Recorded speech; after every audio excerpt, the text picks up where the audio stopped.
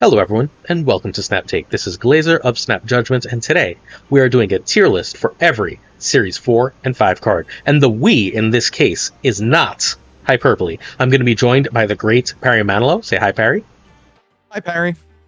Great job. I'm going to be joined by the great Perry Manilow, who you should be following on both Twitch and YouTube. YouTube for some variety streams, Twitch for largely Marvel Snap, including Marvel Snap Bingo. But what we're doing is we're going to tier these cards in terms sheerly of their quality.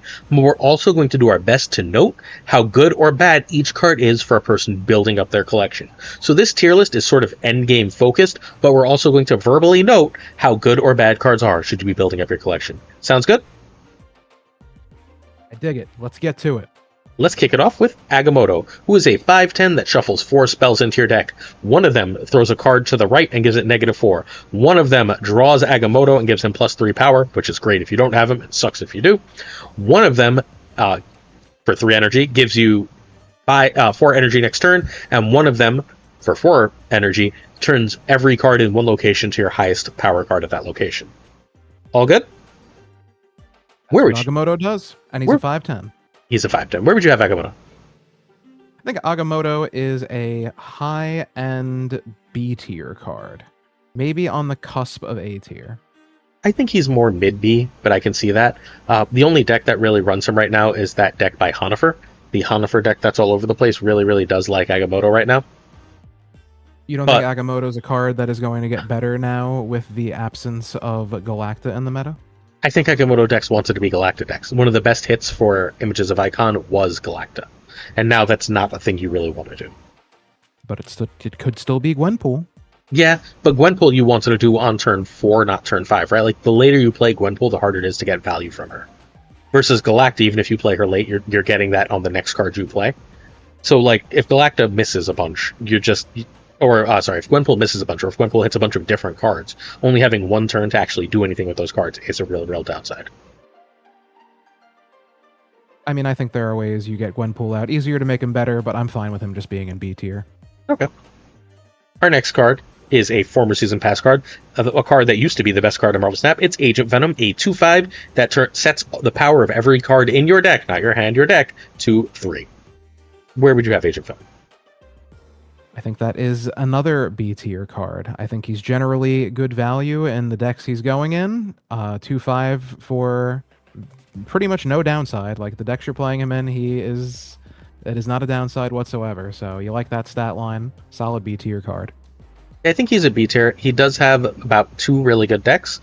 I think his decks are a little further from the meta than Agamotto's. The Havoc deck still really wants him, and there's a few decks that look sort of like the Havoc deck but don't run Havoc and instead run Iron Man and Gore that really like to have Agent Venom.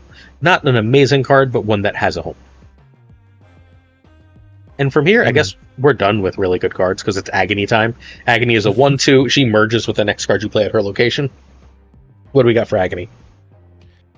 There's uses, but none of them are spectacular. You can usually cut her and not suffer in any meaningful way. I think this is probably a D tier card. Yeah, I think it's D. And if we had F, we would have a real discussion about it. But can we add an F? I don't know how to do that. We don't need to add enough. We might need to add an F, but it's fine. D will be long and thorough. But yeah, so yeah, it's a bad card. It's just, even decks that you want to run it in, it's never actually better than other things. It looks like DeCarlo raided with the party of 11. Thank you for the raid, DeCarlo, for those of you who are watching this live on Twitch. Next up, we got Ajax, who we had a long conversation with earlier in the stream. Ajax is a 5/7 that gets +1 power for every card on the board afflicted with negative power. Where would you have Ajax? The big boss of Affliction, I think Ajax has to be in the A tier. Yeah, I think he's a high A tier. I could see him ending up S, especially the decks, the Cougar-style decks that run High Evolutionary, but also, like, with less Galacta, there's less pressure on the tempo of playing the Heavy 4 deck, the one that runs Anti-Venom, all that other stuff. I think that he's just a great card. He also sort of self-polices himself out of the S tier, because because the more Ajax is in the meta, the less good Ajax is versus himself in the mirror. Thank you for the donation, Pizza Party. You're the best. I really, really appreciate that donation, helping us to our goal of $1,000 moving to Hanoi. This video will go live during my move to Hanoi, so if you're wondering what's happening, that is the case. Any thoughts? Also, thank you to Zillorm, too, for a $50 donation before that one. I didn't know if we were calling out donations for the video. Yeah, or we not. are. I missed the Zill one. Okay. Thank you so much, Zill. I missed it. Appreciate you, Zill. You're the best. All right. Let us continue to Alioth. One last thought on Ajax. He is maybe also kept from the higher echelons of A tier with the recent Hazmat nerf. Did go down a little bit because of the Hazmat nerf. Yeah, the Hazmat nerf does hurt him. But, like, it's just, if Ajax is ever too good, everyone just starts running Ajax, and then the mirrors just become, like, almost impossible, right? Because Luke, the way Luke works still, even though they said they were going to change him. Yeah, still waiting on that change, but until then, Ajax A tier. Next up is Alioth, the 6'9", who removes the abilities of any characters played, any unrevealed characters at a location. Where do you have Alioth? I hate it, but it's an A tier. Wait, no, it's not. There's no way it's above Agamotto. What deck is? What decks? But it's in terms of sheer power, sure. Where does it exist? What decks really want Alioth right now? Well, are we ranking these based in terms of how good the card is or how good the deck is? So I think it has to be what its place is in the meta. I don't think cards exist outside of the context in which they're played, right? Like there are a few things that do what Alioth does, so I feel like that gives him more status on a tier list, but it depends on how you're quantifying it. So I think it has to be based on the context of the current metagame. Okay, so it's where the tier list is where is Alioth in the meta currently. Mm-hmm. Yeah. Okay. So far, none of these cards, not a single one of these, is a good early buy, right? Alioth is the best early buy because it's the most powerful. It's the easiest to just slap into a deck of everything we've talked about. Ajax, Agamotto, Right. and Agent Venom being the good stuff. But if you have a bunch of cards, it's the least likely of these for you to actually play the damn thing. Okay, that's fair. I was under the impression that this would be I'm recommending this card over other ones. But if we're talking meta, yeah, I agree. B tier sounds about right for Alioth. I think Juggernaut's kind of eating his lunch. Yeah, I think it's probably below Agent Venom, but not by a lot. Yeah, I can't see Alioth as A or B tier right now. Although, we could have a conversation about the next card being A or B tier. It's Annihilus, who is a really, really good early buy if you're looking for early things to buy, and has some late game homes. He is a 5/8 that sends anything with negative power to the opponent's side of the board, and if he can't, it gets destroyed. Where do we have Annie? Annie, definitely a good card at the moment. Hood is one of the most played one-drops, so obviously works well with Hood. You certainly don't mind sending that Void over either, and the threat of it is very high as well. I think with that Annihilus Wolf deck, that keeps it pretty high in the meta, so I'd probably say Annihilus also A. Yeah, I think Annie is low A. I could see him falling down to B if A gets big. I think it's important to be sort of picky here. But Annihilus works really, really well with Werewolf by Night in a bunch of late game builds. And even earlier, if you want to, Merlin loves him. So if you bought the Season Pass, he's great. If you end up running just Sentry and Hood with Annihilus in a package as you go through Series 3, that's really effective. Yep. I think that there's a lot. Thank you so much for the raid, Jet! And King of Canada is in the house. Hello, my dear friends. Yeah, so I think Annihilus is an A tier card for the time being. All good? I like it. Antivenom, a 4/7, who sets the cost of the next card, so the top card of your deck, to 0, and its power to 0. That is capable of being countered by you either playing Shadow King or Luke Cage, but sometimes you're perfectly happy to just have a 0 power card. And sometimes we'll get countered by Mobius. And sometimes we'll get countered by Mobius and do absolutely nothing positive for you. And you'll just have a 0 power super cool card. That is also fair. What do you think of Antivenom?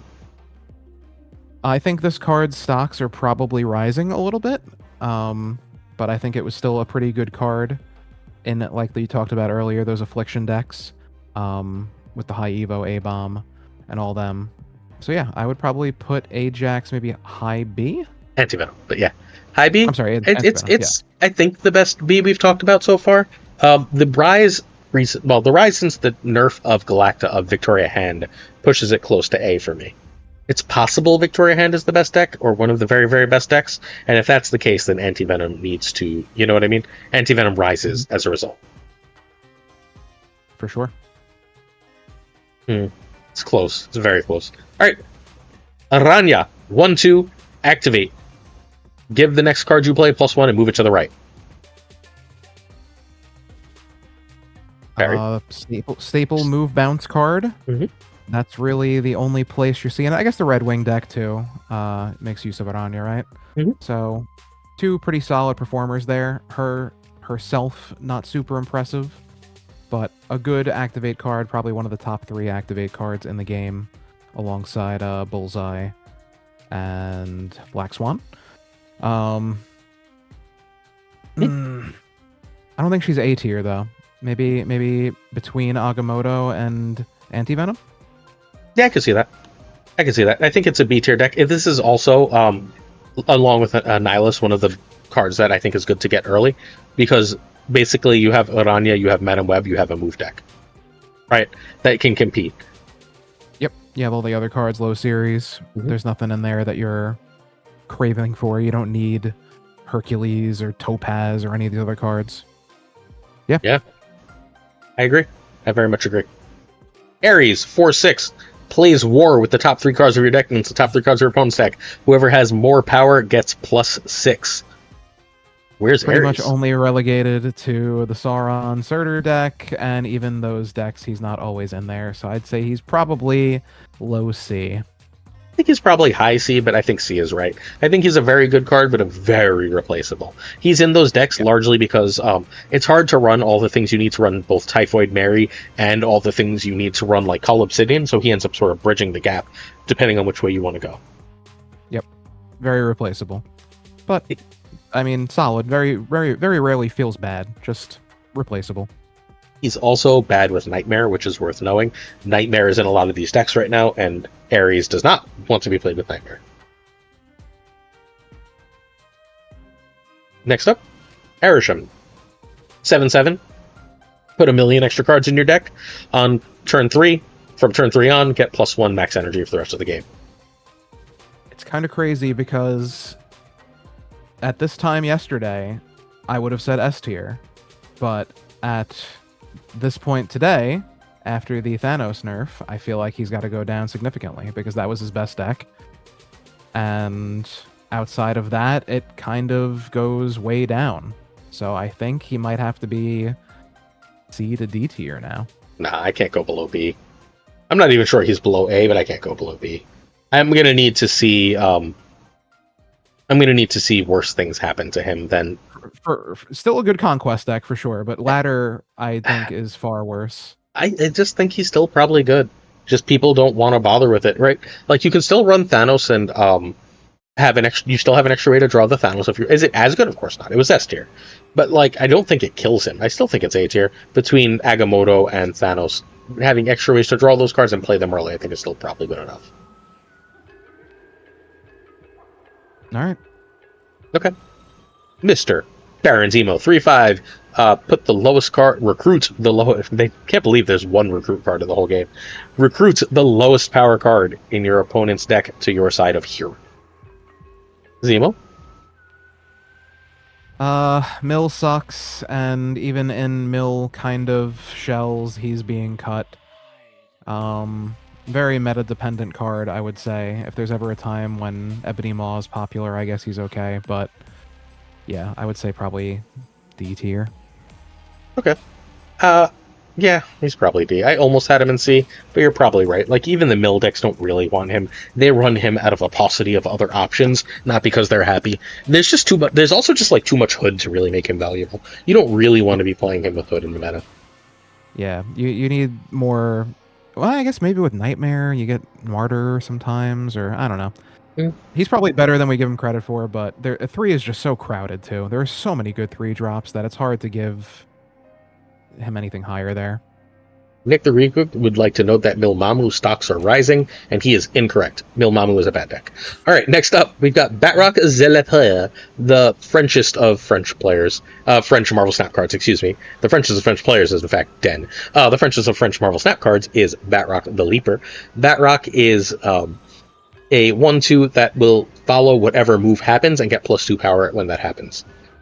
Can I suggest that Batroc is S right off the bat? I would say he's pound for pound one of the best 1-drops in the game, if not top 3, so I would agree. It just gets huge. You just like having a 1/8 on average if you can play this early is wild. Yeah, he can screw you over and he can be played around, but in terms of just pure value for minimal effort, he's great. Easily the best Series 4 card they've released in a while. Is that true? Depends on what you consider a while, right? Because like Lofty. I think he's better than that. Uh, Luffy's good. I think they're in the same tier probably, but we'll get there. We'll find out. Yeah, really. We'll have that conversation in, I don't know, 7 more letters. Next up, Beta Ray Bill 4/6 puts an 0/3 Stormbreaker in your deck. When you play that Stormbreaker, you double Beta Ray Bill's power. What do we think of Bill? R.I.P. Lockjaw, Hammer Bros, D tier. I think he's C. There's a decent little Lockjaw deck running around. It's basically a Sarah deck, right? But it just runs Lockjaw and Misery a little better. I don't know. I think it's at least as good as Ares. Certainly better than Baron Zemo. Yeah, that's fair. Like, if you see We'll a Thor's deck, you're not like if you see Baron Zemo, unless they've milled you out, you're like, okay, good for you, cutie. If you see a Thor's deck, you're like, oh, I hope they don't have this shit. Fair. I don't mind C. Okay. I think it's probably worse than Ares, but it's close. Black Knight 1/2. The next card you discard, it turns into a shard. Infinity Shard? Blake Shard? Something Shard. Ebony Blade! Ebony Shard, there we go. That Ebony Shard gets the power of the card you discarded, and 4 strength cannot be destroyed. Sorry, 4 cost, and the power of the thing you discarded cannot be destroyed. So you basically want to try and make a 4/20 Shard. That's the whole point of the damn card.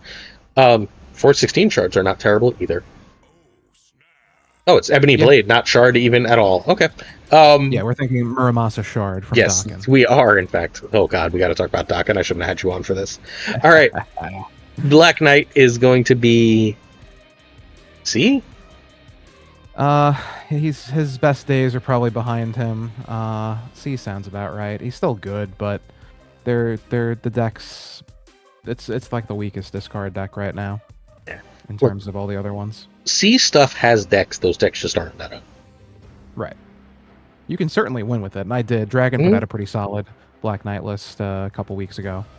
Shouts to Dragon, who's in chat right now and not yelling at us for this placement, so I'll call that a win. Hi, Dragon. All right, next up, Black Swan 2/3 activate. Make all 1s cost 0. I'd put it right alongside Aranya as far as one of the best activates in the game. But its deck is so much worse. Yeah, the deck is worse, but there are some other options out there. You got the Morgan Le Fay stuff now, adding to that. Yeah, B sounds right, but maybe not right next to Aranya. Maybe a little bit lower. Maybe lower than Alioth. I can put it at the very bottom of B, but I think that's going to end up being bumped to C later, once we see what else is here. It's just, like, I think the best bounce decks just don't need her. It's really awkward to play her in Morgan decks because you have to destroy stuff and Morgan costs 4. Yeah. So, like, this just, if she could be played on turn 5, I think she's an A or S tier card. That she has to be played by turn 4 really limits her. I need to remember to yell at Glenn about that and see if I could convince him that that's a thing that needs to change. I wouldn't be opposed. She's kind of been power crept. Still a good card, though. Blink 5/7, put the last card you played into your deck, and pulls out a card of higher cost as an on reveal. Where we got Blink? Gotta be S tier, right? But just won the Snap Judgments League with Blink and Baku. Gotta be S tier. I think it's A tier, despite Butt's brilliance. A tier sounds right. Obvious hella staple, seeing her in ramp decks now. And then, of course, the combo. So A sounds right. It's also a really, really solid early grab in general, because there's a lot of things you can do with, like, hella decks. There's a lot of stuff you can do with, like, zoo decks. It's just a nice card to have. It does some ramp deck stuff. Yeah, it's a generally good card. The second card we're going to talk about that used to be the best card in Marvel Snap and no longer is Blob. The first card that was the best card in Marvel Snap that is no longer was Agent Venom. Now we have Blob, who is a 6/0, who goes up to, I believe, 14 power by eating your deck. 13 is the cap now for Blob. Yeah, best days are behind him. Been power crept a bit. The crazy days of the Absman Mystique Blob stuff was Blob wild. over a year old? Yeah, right? I think so, yeah. That's wild. Blob feels like it came out yesterday. A lot changes in this game, and I think Blob, his homes have been very limited, probably down to C tier. I think he's D. You don't want to play him in anything. He's good in limited time game modes. Yeah, he's good in limited time game modes. He's still a strong card that you can just have as a finisher in some decks if you're low collection level. Sure, but as soon as you have like, would you ever play him above Red Hulk right now? Not above Red Hulk, not above Gore. Would you play him above? Really play him above Magneto? Like really? No, definitely not. Magneto's way better. Opportunity cost is the name of the game for him.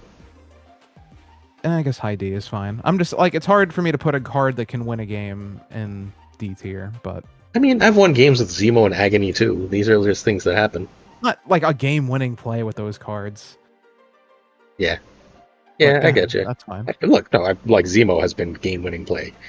You can add the next card to D tier right away. Yes. Bruce Banner is next, better than Agony. Bruce Banner is a 2/1. If you end a turn with extra energy, it has a 33% chance of turning into a Hulk, which will happen anytime that it doesn't matter and never happen when you need it. At least that's my experience with the damn card. I hate this card. Me too. Get him out of here. D tier. All right, time for a good card. Time for a fight. On to an A tier card. It is Bullseye. 3/3. Activate. Discard every card that costs 1 or less from your hand to give that many cards your opponent controls -2 power. Obviously, has his own deck. Can't put it any lower. Yeah, you're probably right. It's really, really solid right now with Mobius not super in the meta. It's actually probably even above Blink and Annihilus. I don't super care, by the way, about order within a tier. What a tier really means is that they should be semi-interchangeable in order based on personal preference. Bullseye, however, is a good but not great early grab. Yes? Is that a fair thing to say? Yes. But mostly discard, you are pretty set low CL level too. Yeah. Like there's not any, I mean, Agony, not Agony, Scorn, yeah, Bullseye is the best Series 5 discard card. Is one of two, but yes. It's Bullseye and Agony. I mean, I keep saying Agony. Khonshu. Bullseye and Scorn. Oh, Khonshu. Khonshu is not a better Series 5 discard card. No, you said no. I forgot that Agony exists. I think Scorn is actually a better card than Bullseye. But that's fine. Bullseye's really, really solid. Bullseye has a deck. That deck is really good right now. If you like combo, it's a good thing to play. You should strongly consider playing combo and just getting Bullseye out. But it is a combo deck. And I do like that we're seeing some more experimentation now that Morgan Le Fay is a card too, into some decks that aren't full-on scalers with Meek and Morbius Collector. Like there is still good stuff that you can do with Bullseye outside of that one particular deck. It's not going to be as good or as consistent, but it's cool that there's homes for it. I dig that. Next up, we have Kyera, a 3/4 that prevents an ongoing that prevents your 1s and 6s from being destroyed.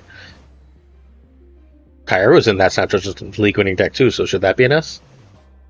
Not S, but I do think she's probably a little slept on. I think her value is starting to rise more with having some of these, like you want to protect your demons, feels pretty good with that. Protecting Mockingbird. She's not in a lot of decks right now, but I could see her stocks rising soon. I would say B tier with the chance to go higher. Yeah, I think bottom of B. I think bottom of B is fine. I think she's about as good as Black Swan. Like where she's good, but a lot of the time she does nothing, and you just can't play her. Fair. And you definitely don't want to play 3/4, but there are also those times where just being able to trigger a Negasonic or throw it into Death's Domain, like there are unexpected value for her. Agreed. Cannonball! Sorry, hang on. So 5/8 moves the highest power enemy card out of this location as an unreveal. If that card cannot move, for whatever reason, it destroys it. And whatever reason is usually Mercury these days, which has been a very strong combo. If not S tier, top of A. No, it's an S tier. The best card we've talked about so far. Cannonball is just a lane winner. Like, in a very real way. And because he costs 5, he's a lane winner that allows a bunch of synergies with things like Demon, things like, because he's a Destroy, he works with Fenris Wolf, the Misery combo. Cannonball's one of the best cards in the game. Agreed. I do think he's probably going down in stock a little bit with how predictable he is with the Mercury synergy. I think he's at his best when he is not as expected. Fair But enough. he is still very good. I won't argue S tier. I just think he's probably going down a little bit here. I dig it. Next up, we've got the great Captain Carter. 3/2 gives her power to cards in the background as an ongoing. I remember being on with you when this OTA happened to change her from a 4-drop to a 3-drop, and we were like, this is the best card in the game. Mhm. And then it quickly was not. No, but it was S tier in Surfer, right? Like, it was the reason so many of those Surfer decks were able to be S tier for so long, or one of the two reasons. Yes, agreed. It was a huge boost to Surfer and auto-include in every Surfer list going forward. But outside of that, not getting as much use as maybe we would have thought with some ongoing decks. Yeah. I think maybe lower A tier is probably where she's at now. I could see her at the. I think she has to be B. I don't know if Surfer exists in the same way, right? Like, her best synergy was Galacta, and they just nerfed the crap out of Galacta. So I think she has to be B. That's fair. Somewhere in the middle of B, like around Age of Venom-ish. Like, still a good card, still a really good card. But her two best deck, like, she was good in some ongoing Thanos, and that got nerfed. And she's good in some Surfer, and Surfer cries as Heart of the Cards notes. Yep, fair. The Galacta nerf really does hurt that card. Cassandra Nova is a 3/0 that steals a power from every card in your opponent's deck, meaning she counters the crap out of Arishem and sometimes Thanos, but is also just generally a 3/6 if you play her on curb that plays for more like a 3/8 or 3/9. Where's Cassandra? Yep.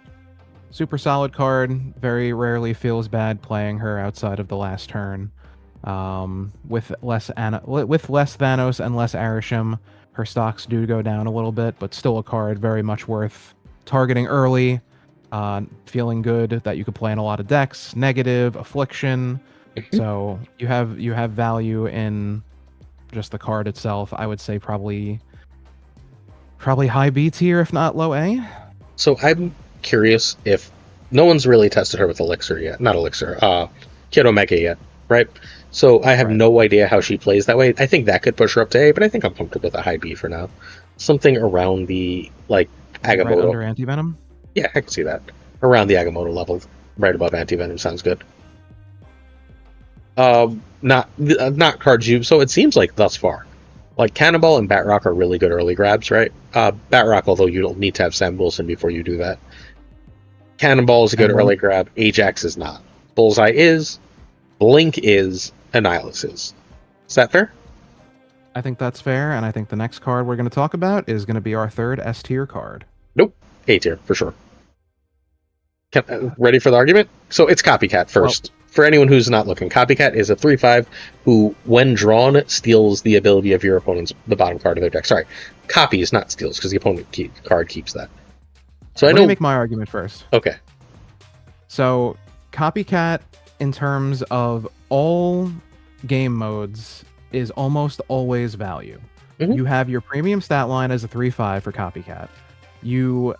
Your opponents are generally running good decks. Maybe she goes down a little bit at the moment with the popularity of Nightmare, but generally speaking, a card you can put in almost every deck. I call her the perfect 12th card.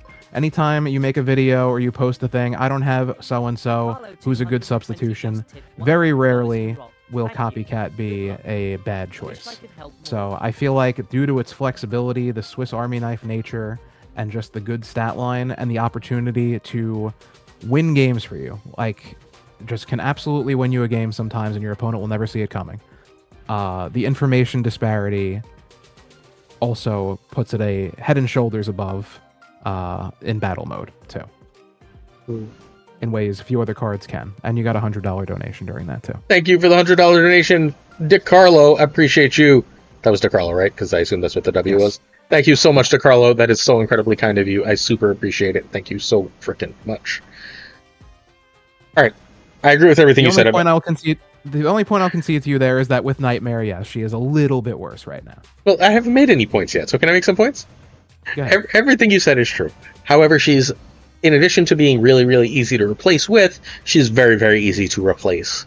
She's basically fundamentally never important to a deck, and that's why she's an A and not an S. That's not why she's bad. I'm not saying she's bad, right? It's just an S tier card is required for a top tier deck. It is required for us to like really succeed with a deck. Copycat can help. We saw games where she was Kara and that did nothing. We saw games where she was Baku and she did nothing. Copycat is just great, but I don't think she's game defining. I don't think she's like meta defining in the way that I would want an S tier card to be. Anytime you don't have Copycat, you can play the same deck without Copycat without worrying about it. I get that point. My argument though is just in terms of pure value that you can get in a card. You can make the argument that if you're early on building decks, Copycat is one of the best cards you can get because then you only have to build 11 card decks. Like you can just always have Copycat until your collection complete, and the deck will still largely be pretty damn good, if not better. So I don't think that's true. Right? Like, there's still necessary cards, right? Like, Copycat can't replace Frega Index. Copycat can't replace Batrock or Cannonball. Like, you can't have 11 card decks. You still need the specific synergies for a lot of the best decks. Yeah, but the drop-off to not having that, like, it's just the perfect substitution card, is the argument. I just think there's a lot of perfect substitution cards. Like, if you don't have Copycat, you can fundamentally replace Gladiator 90% of the time. Right? Like, you can fundamentally replace with Juggernaut 80% of the time. There's, like, enough other good 3-drops that I just think that... Like, if you don't have Copycat and you play Cassandra Nova, how much are you really losing most of the time? I get that. I'm just saying in terms of the flexibility, but... I agree. I think it's A. Like, probably top of A even, but I just don't go up to S. I would put top of A, but I think it's an S tier card, but that's fine. Okay, let's see. If S is small enough, we could always add it. All right, next up, we got Corvus Glaive, good in exactly one deck. Oh, I think he's played a regular discard now, even though he shouldn't be. Corvus Glaive is a 3/5, discards 2 cards from your hand at random to give you +1 energy the rest of the game. Good in one deck means C tier? C tier card. Yeah. Maybe top of C. I think it's most important of the cards that we are throwing in C tier for its deck. I agree. So if you want to play Hela, you need Corvus and Blink and nothing really else, so you can go that way. The current iterations of Hela, yeah. I mean, there are still, like, the basic Hela lists are still fine with Blade and Sif and that kind of stuff. They're still fine. They're playable. You're going to win games, but in terms of the most consistent one, then yeah, Corvus is... Which is ironic to say that Corvus is in a consistent deck, but yes, generally where they're at now. And you got another $50 donation there. Oh, from who? Thank you. I didn't catch the name. I just saw the... Anybody want to tell me? Thank you, whoever did that. Sorry, I was looking at the tier list. I really, really appreciate you. Someone will tell me your name in 2 seconds, and I will say thank you properly. $811, 30% in 3 hours. Genuinely making my life so much easier. I'm going to end up with a Snap Judgment. Thank you, Yo Marco. I appreciate you. You're the best. I am going to end up with a Snap Judgment tattoo on my bottom at this rate. Thank you very much, Marco. All right, I will make sure to show Parry so he can tell everyone. Although he might be a little blind thereafter. All right, next up, we've got Cull Obsidian. It's hard for me to separate Cull from Ares. You let me know if you have a difference. Cull is a 4/10 that you can play whenever there is a 1-drop. I would put him above Ares at the moment because I feel like he's kind of replaced him in those decks. But yeah, C tier for sure. Seems right to me. Dakin. Oh boy. S. Sure. 3/4. When you play him, he shoves a shard into your hand. When that shard is discarded or destroyed, Dakin doubles in power. All right, so the last time we did this, the outrage came because you put Dakin in F tier. Now, I think he was. You owe everyone. No, here. I don't. He was in F tier. Bullseye wasn't out. I wasn't ranking for when Bullseye came out, and that wasn't last time. That was like 3 times ago. But even so, before Bullseye came out, Dakin was one of the best cards in the game. Did Bullseye make Dakin better than an F tier card? Absolutely. Was Dakin worth playing before Bullseye came out? Absolutely not. Bullseye helped make it more consistent for sure, but Dokken was still a good card, and I maintain that. He was a good not card F with a tier. You did 42% him win rate. dirty. No card that can easily get up to 32 power can be considered F tier. I'm sitting with Blazer. Blob in D tier right now. That's not 32. He's 13. He caps out at 13. Eh. Dokken is a priority dodging. You throw him on a Wong and he ends up pretty damn big. He is amazing to dodge Shang-Chi with the delayed activation of his power. He's a absolute game-winning unit. Put him in A tier. No, he's B. There's no chance in fine. hell he's A. He's a good B tier, but he's a B tier card. I had to try. I had to try. He's as good as Alioth right now. He's got his one deck that he's really good in, and yeah, in fairness, Carter can easily hit 32. That's a good point. Heart of the card. Put him in B. I had to fight for my boy, but I'm just glad to see some respect finally put on Dokken's name. B is good cards and really good decks, and I think the Bullseye deck right now is a really good deck again because Mobius is relatively rare to see. When Mobius becomes prominent, that deck starts to run into trouble. Thank you for the sub, G-Pal. Even with Mobius, that Dokken is one of the ways you can still win with that deck. Yes, but Mobius. But you better have your whole combo in hand if they snap you. Yep. So that's always rough. Next up, the Darkhawk. 5/3 gets +2 power for each card in your opponent's deck as an ongoing ability. This card doesn't exist, right?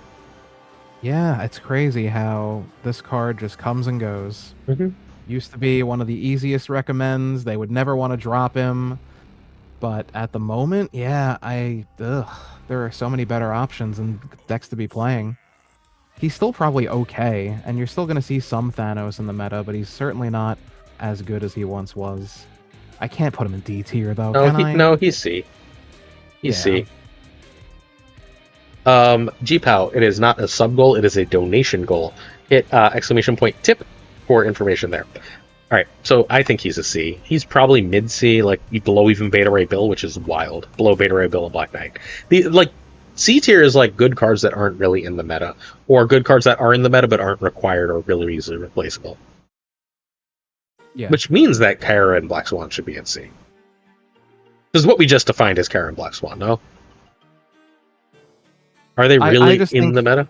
I think Kyra's stocks are rising a little bit. I agree maybe Black Swan could go down to C. Okay. I think we might be sleeping on Kyra a little bit. Maybe I'm a little biased after we just watched the Snapdragon. Just like where she was really good. Yeah. Where she was really good. But I do think with more Killmonger showing up, because if Victoria Hand's going to be the best deck in the game, then we're going to see more Killmonger, right? So Kyra could find her way into some of those decks if that happens. So I just think her stocks are rising a bit. I dig that. We have ads in 5 minutes. We will take a break at that point to just argue about what we've already done. Next up, Diamondback 3/3 gives the cards in her location with negative power an extra -2 power. The opponent's cards, I think, is a key point there. Only the opponent's cards in that location get an extra -2 power. What do we think of Diamondback? I really like Diamondback. I think she is a very underrated card. She's in one of the better decks in the game. The amount of damage she can do will sneak up on you sometimes. Mm-hmm. The only thing is she's just not really played outside of that deck at all. Like there was, I guess, a Toxic Surfer time that had its moment, but generally it's just the one deck. So I feel like maybe you can still play those decks without Diamondback, right? They're so effective without her. You could. She's the same card as Dokken and Carter to me.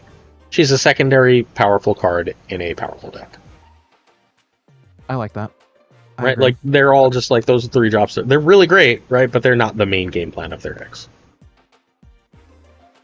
When they go off, they suddenly become this main game plan, but they don't always. Alright.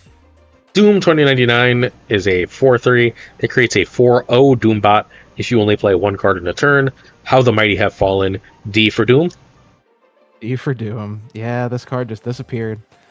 And I played recently the ongoing list, and it's still not bad, but it's just painfully boring, and it's predictable, and it's weak. Yeah. Yeah, I don't know why you would play it right now. The Doombots could easily have their power back. I think it's fairly ridiculous that they don't. With with Enchantress being around everywhere Hmm. too, I think it could probably get some power back. All right, time to rate a It's card. kind I of on have the radar.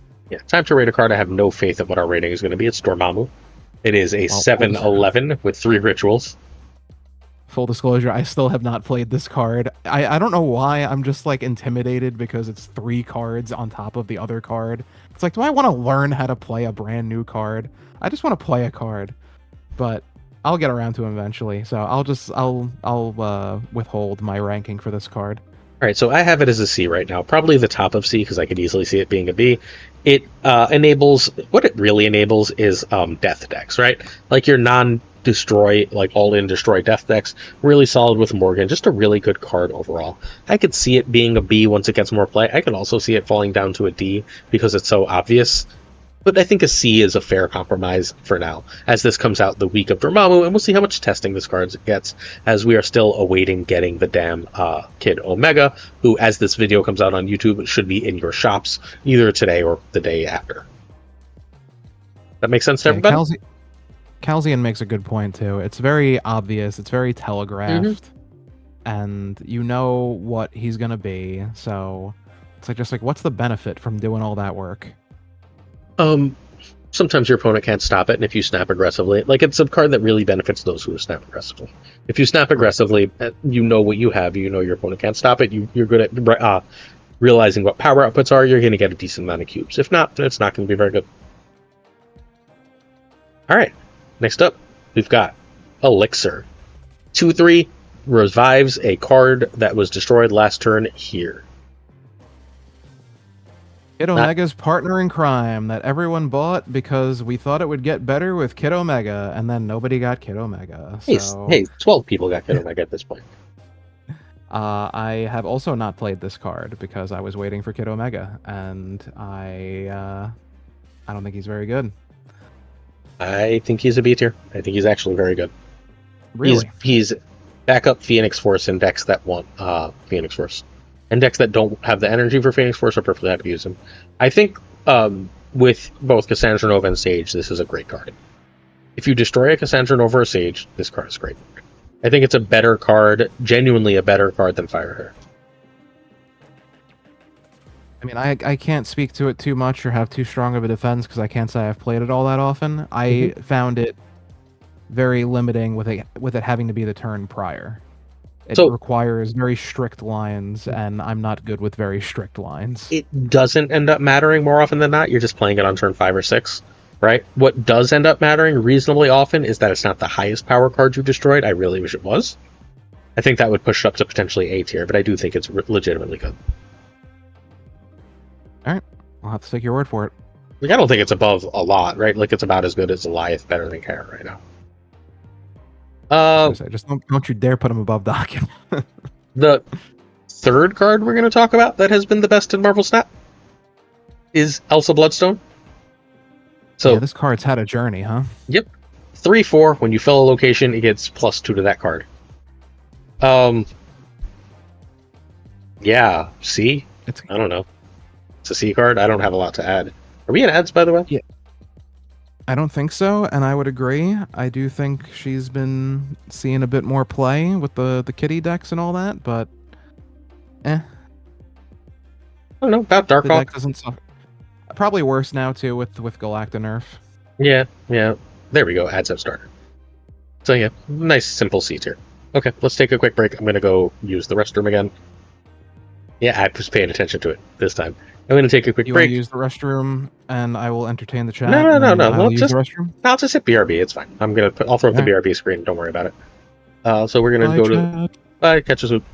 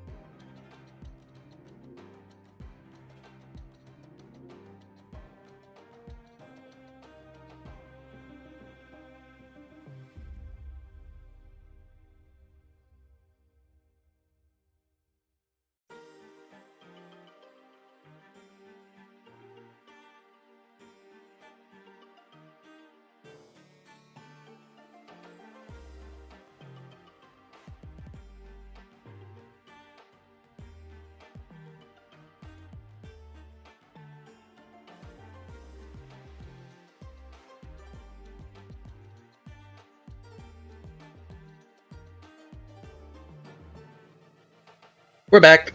Hello, everyone. Wait, did someone just donate while I was away? Because the number has gone up. Hi, everybody. We're still awaiting Perry to continue on with what we were doing. As I pull up the chat again. Thank you to whoever donated while I was away, as we are back above 9 hours once more. Oh, no one donated again. Nick broke it by accident again. He'll fix it. So we should be at like 8:40. Yeah.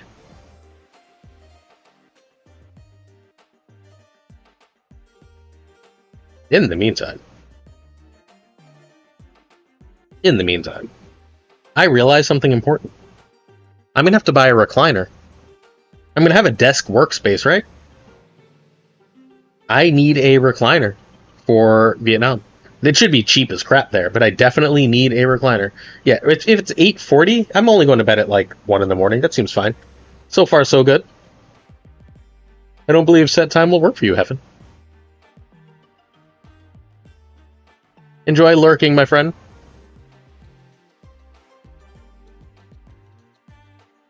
So, yeah, I think I need a recliner. I don't know if I can make my videos sitting at a desk. The vibe would be so different.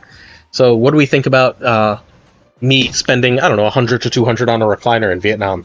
Yay, nay? Oh, thank you for fixing my lurk command, Dragon. King of Bros, what's up, bro? Thank you for the Prime, Phil. Mr. Woodward is here. Set time to no bedtime. My wife is away. My son is away. If I gotta stay up, I'm gonna stay up as late as y'all need me to. We finally got under 9 hours for the stream, and then we broke something and it popped back above 9 hours. But if you'd like it to be above 9 hours, if you'd like to help me get my whole family to Vietnam in one piece, bringing our stuff with us and making sure everything's safe, please use the QR code to donate or use the exclamation point tip in order to donate to help us out. We are over $800 in. If we get to 1,000, we've hit fundamentally all the goals I actually expected, like, to realistically hit. If we somehow, through some miracle, hit 3,000, I'm getting a Snap Judgment tattoo. Hype train! Thank you for the Prime, Swiftman. We are... Ooh, I have a limited time event to earn exclusive emotes. Oh, hey, did we ever put on the sub discount thing we were supposed to put on? The gift sub discount that we were supposed to put on for this, Nick? Nick's not going to be able to hear me. He's busy doing the other thing. We're awaiting Perry Manilow for anyone who just got here. We are in the middle of doing a Series 4 and 5 tier list with Perry Manilow, except he is in the restroom probably talking to Rogue. We sure did not. Well, if you know how to do that, Nick, please feel free. It's scary. So in my experience, there's two types of fear. There is fear where you could die, and there's fear where you're just scared of something. I generally do my very best to, when I'm scared of something, just by being scared of it, look it in the face and do it anyway. If I'm feared that I can die, that I could hurt someone, that something could happen, then I try and avoid that where possible, right? But generally speaking, most fear is just leftover evolutionary baggage that I try to look in the face where possible. So I am scared to move. Of course I'm scared to move. I'm changing my whole life. I'm changing my family's whole life. But odds are it'll be totally fine, and that's the kind of fear look in the face and do. I'm usually pretty good at things I end up attempting. See also Snap Judgments. Why Vietnam and not somewhere else? So I applied all over the place. I was offered jobs all over the place. Vietnam is the one that I think landed best for me in terms of cost of living, in terms of professional fulfillment, in terms of me really liking the culture and the people from what I can tell. All that good stuff. Vietnam ended up winning. The cost of living is almost nothing. The food seems phenomenal. We can get a lot of space for a reasonably good cost for my family. And I'm getting to create my own teaching program, NIB, for both myself and other teachers, which I think is really exciting. That is my ultimate reasoning here. Everywhere else had a few things. Dubai ended up ultimately the second real competitor, and I ended up choosing Vietnam over Dubai, largely, barely, through cost of living. And professional fulfillment. I think I like my job better, what I'd be doing on a day-to-day basis, better in Dubai. I think I'm going to love it too. I'm also going to still keep Snap Judgments going. I'm going to keep every video going, everything else. What we're recording right now is, in fact, a Snap Judgments video. Hopefully, whoever edits this remembers to take this part out. It might be Nick. It might be, oops, something just flipped on my thing. But yeah, hopefully that all gets fixed. Did my overlay just completely freeze? It did. The overlay completely froze, and then we got a bunch of not applicables, Nick. So whatever you did broke something. We got none.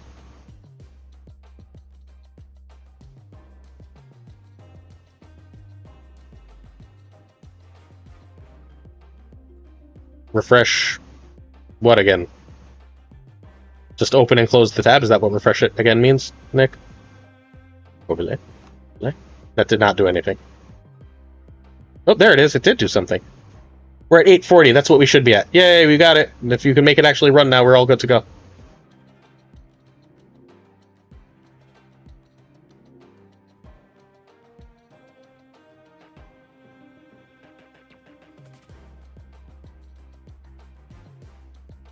We are, again, awaiting Parametal to continue on.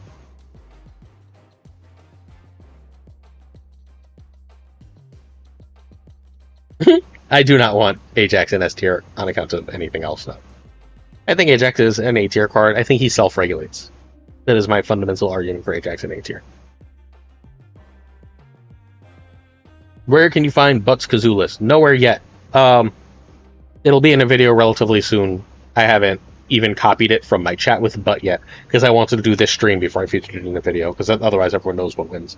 But it'll be in either, well, not tomorrow, it'll probably be in Monday's video. I don't like yelling. I almost never yell.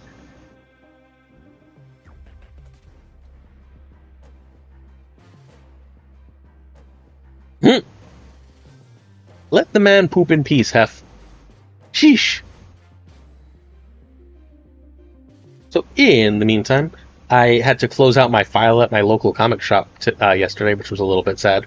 I was only getting like 4 or 5 books, but I had to cancel it. Also, the timer's not counting down, Nick. I don't know if you noticed. Nope. It started the timer at 0. Okay. Alright, but apparently we're getting off because the timer is now at 0. Good night. Yeah, that Dark Razor Victoria hand list is really good. It's not like some unknown list, but it is very, very, very good. That kid is good at Marvel Snap. I'm back. Welcome back, Parry. Nick has our timer at 0, so we've got to end the stream now, unfortunately. Damn. The Pie Galactus is also great. Ooh, enjoy it. Hef's brownies are done. Hef tried to yell at you while you were in the bathroom, just so you know. Yes. That's fine. Let's see what my wife actually wants, since, you know, we're waiting 2 minutes. Oh, she's asking about my tattoo. Alright, we set the timer for 8:40. I'm enjoying watching Nick try and figure this out. We've got 8:40. But then if you start timer, it goes to 0, so you see how that's a problem.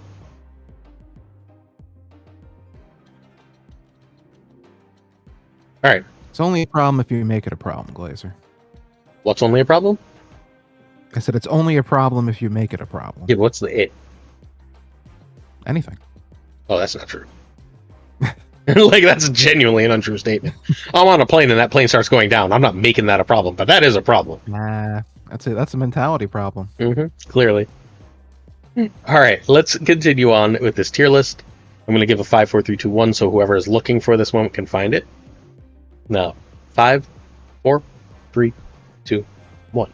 Next up, we've got Esme Cuckoo, a previous season pass card, who is, I think, severely underrated at a 3-4. That gives you a card in your deck at a 3-4 rate. I also think she's underrated, but again, it just comes down to that 3-4 stat line and being in such a crowded cost. There are just so many 3s, it's hard to fit them all in one deck. She was in the deck that I had Infinite with a couple seasons ago, that Agent Venom, Gore, Iron Man deck, and she felt great there. Probably needs to be experimented with a bit more, but at the moment, I would say maybe under Kyera. Probably better than Elixir, though. Yeah, in that general area.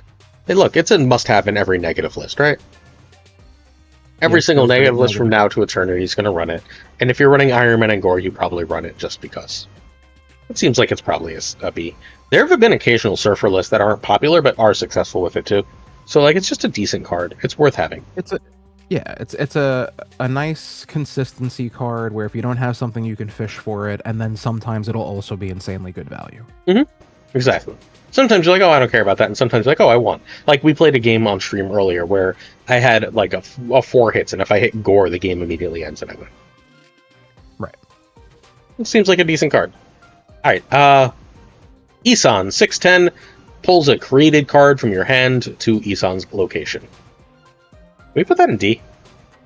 This was a card I wanted to be good so bad, and Mhm. Data Mine sounded so fun and exciting, and then he came out and he's just like, I'm just gonna get Shang-Chi'd every time you play me on turn 5. Mhm. So there's no value to him. Put him in D tier. Put him Yeah. above. He's worse than Blob. Around the same as Blob, but I don't really care enough to argue that. They're both bad Me either. cards. I just don't think Such Isan a does shame. anything. Yeah. No, it's a shame.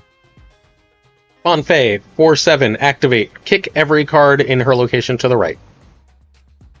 Another card that probably needs more experimentation. Um, I think there's some value in the will they, won't they aspect of it, if you want to try and juke some people out, but there's just better options out there. Low C. Yeah, somewhere around Black Knight-ish. It's good in a couple move Yep. decks. It's not required. You can play any move deck more or less without her. Eggy's move Yep. list is the best Fanfei deck in the game. If you missed 1-to-1 Eggy's version, it's good. It runs Fanfei, but you don't generally want it. Outside of that. Fenris Wolf. 2/3 activate. Oh, we forgot when we were talking about the best activates. Fenris Wolf is a better Yeah. activate than a lot of what we talked about. Fenris Wolf is Fair. 2/3 activate. Return the highest power destroyed card or discard a card from your opponent to your side of the location. This card is so much better now with Mhm. the emergence of Mercury Cannonball Mhm. and Negasonic. Now you have 3 options, and sometimes even Killmonger. Gladiator's This still is around. yeah, Gladiator's still around as well. Even in some of the like Goon Knight style lists, a good card in there too. Great Moon Knight hits. I think it's maybe S tier. I think it's S tier. I think it might even be better than Batrock because it's more annoying to counter. Sometimes it just happens, and it turns off certain enemy decks, right? Like people run Right, certain like- things. It's great against Hela. It's great against your own discard lists. Destroy. Like its stocks are very high right now, Yeah, I agree. and few ways to counter it. And the one way to counter it just got nerfed a little bit. And at 2/3, he's even still harder to hit with Red Guardian. So The counter to him is sounds that right. the counter to him is that he's not good against Gore. That's his counter. That's a counter.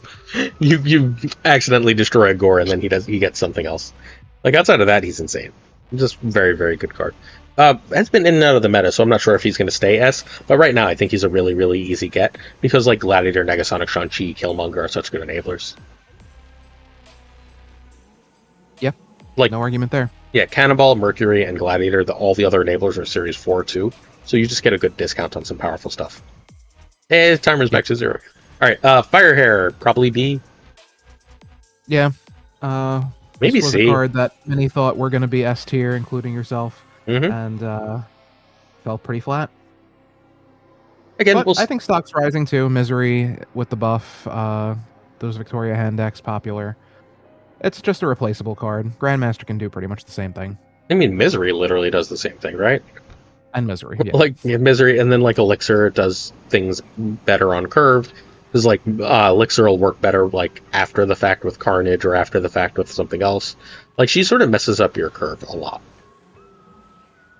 Yeah, I agree. Because you play her and she does nothing. You need to do a bunch of other things for her to do something on curve. It's just kind of not always easy. Thank you. Super Tech God with the $100 donation as That's well. The so boss kind. man. Thank you, Tech. I really appreciate that, my friend. That is way too kind of you. Thank you so much. $911.87. Holy crap. We're not going to check what the status of this is because for the YouTube video's sake, but thank you so much, Tech. I really, really appreciate you. Thank you. All right. Frigga. Frigga's S tier. Frigga is 3/4, copy the previous card you played. Victoria hand and move bounce, right? And discard. Essential Yeah, in and the dock and discard. discard list Yep. as well. Yep. Easy S tier, probably. Just because sheer variety. Card too. Sheer variety of decks above Fenris, below Cannonball. Yeah, I like that. Like Frigga just keeps finding homes to be completely amazing. Yeah, she's super flexible. The value she offers is incredible, and in some of the best decks in the game. Yeah, S tier card. You won't feel bad spending 6,000 tokens for her. No. And there's decks that she's just like bad at, but I'm also fairly convinced we just don't put her in enough stuff. Yep. Like I play. It's the 3-drop. Like there's only so many 3s you can put in a deck, so sometimes cards got to get cut. Well, I've played her in decks where I'm running like Cassandra Nova destroy stuff, and sometimes I just go Cassandra Nova Frigga, and I'm like, oh look, I have a second Cassandra Nova. That's nice. Yep. Like that Cassandra Nova is now like another 12 power, and then I know whatever the last thing they draw is just dead to them. Like that's really, really powerful. There's a lot of little things like that this does better than other things. Our friend Doc Guapo puts Frigg in every bounce deck just because copying Sage and Hitmonkey is so useful. Human Torch, Dagger, Vulture sometimes. Yeah. There are even times in discard where you don't mind copying a Swarm to get back in your hand to get double discarded by MODOK and Bullseye. Copying a Mobius. Still getting to play it out. Yeah. Yeah, there's a lot. Morbius. Don't want to copy Mobius. Copying Morbius. Yep. And that card gets Victoria hand buffs and is counted by Quinjet and everything else. It's just really, really nice card. Agreed. Works well with Anti-Venom. You can copy Anti-Venom cards. Yeah. Yeah. All right. Galacta, the recently nerfed 4/6 Galacta, that now gives +2. So this was a clear S tier card. The dust is still settling. This is still fresh, but I don't know if it can be any higher than B. I think it's P. I think it might end up C. Some people are saying S, some people are saying D. I think it's probably B, in fairness. So what I'm really curious about is the sort of mid-range decks that weren't abusing her, not the runs running Mr. Sinister, not the Surfer decks running Brood. I don't think she's actually that much worse. She's a, generally, on curve, a 1-power nerf in those decks, right? I think the thing with her where it feels worse is that, like, she was a busted card that we just kind of accepted as a very good card, and now she's just a good card. And it feels worse that she's just a good card now, because she was busted. Well, I think 3 is almost always busted. There's decks where the change is, like, really, really bad. Like, again, in that mid-range deck where she used to be a 4/11 and now she's a 4/10. Those decks are still totally fine.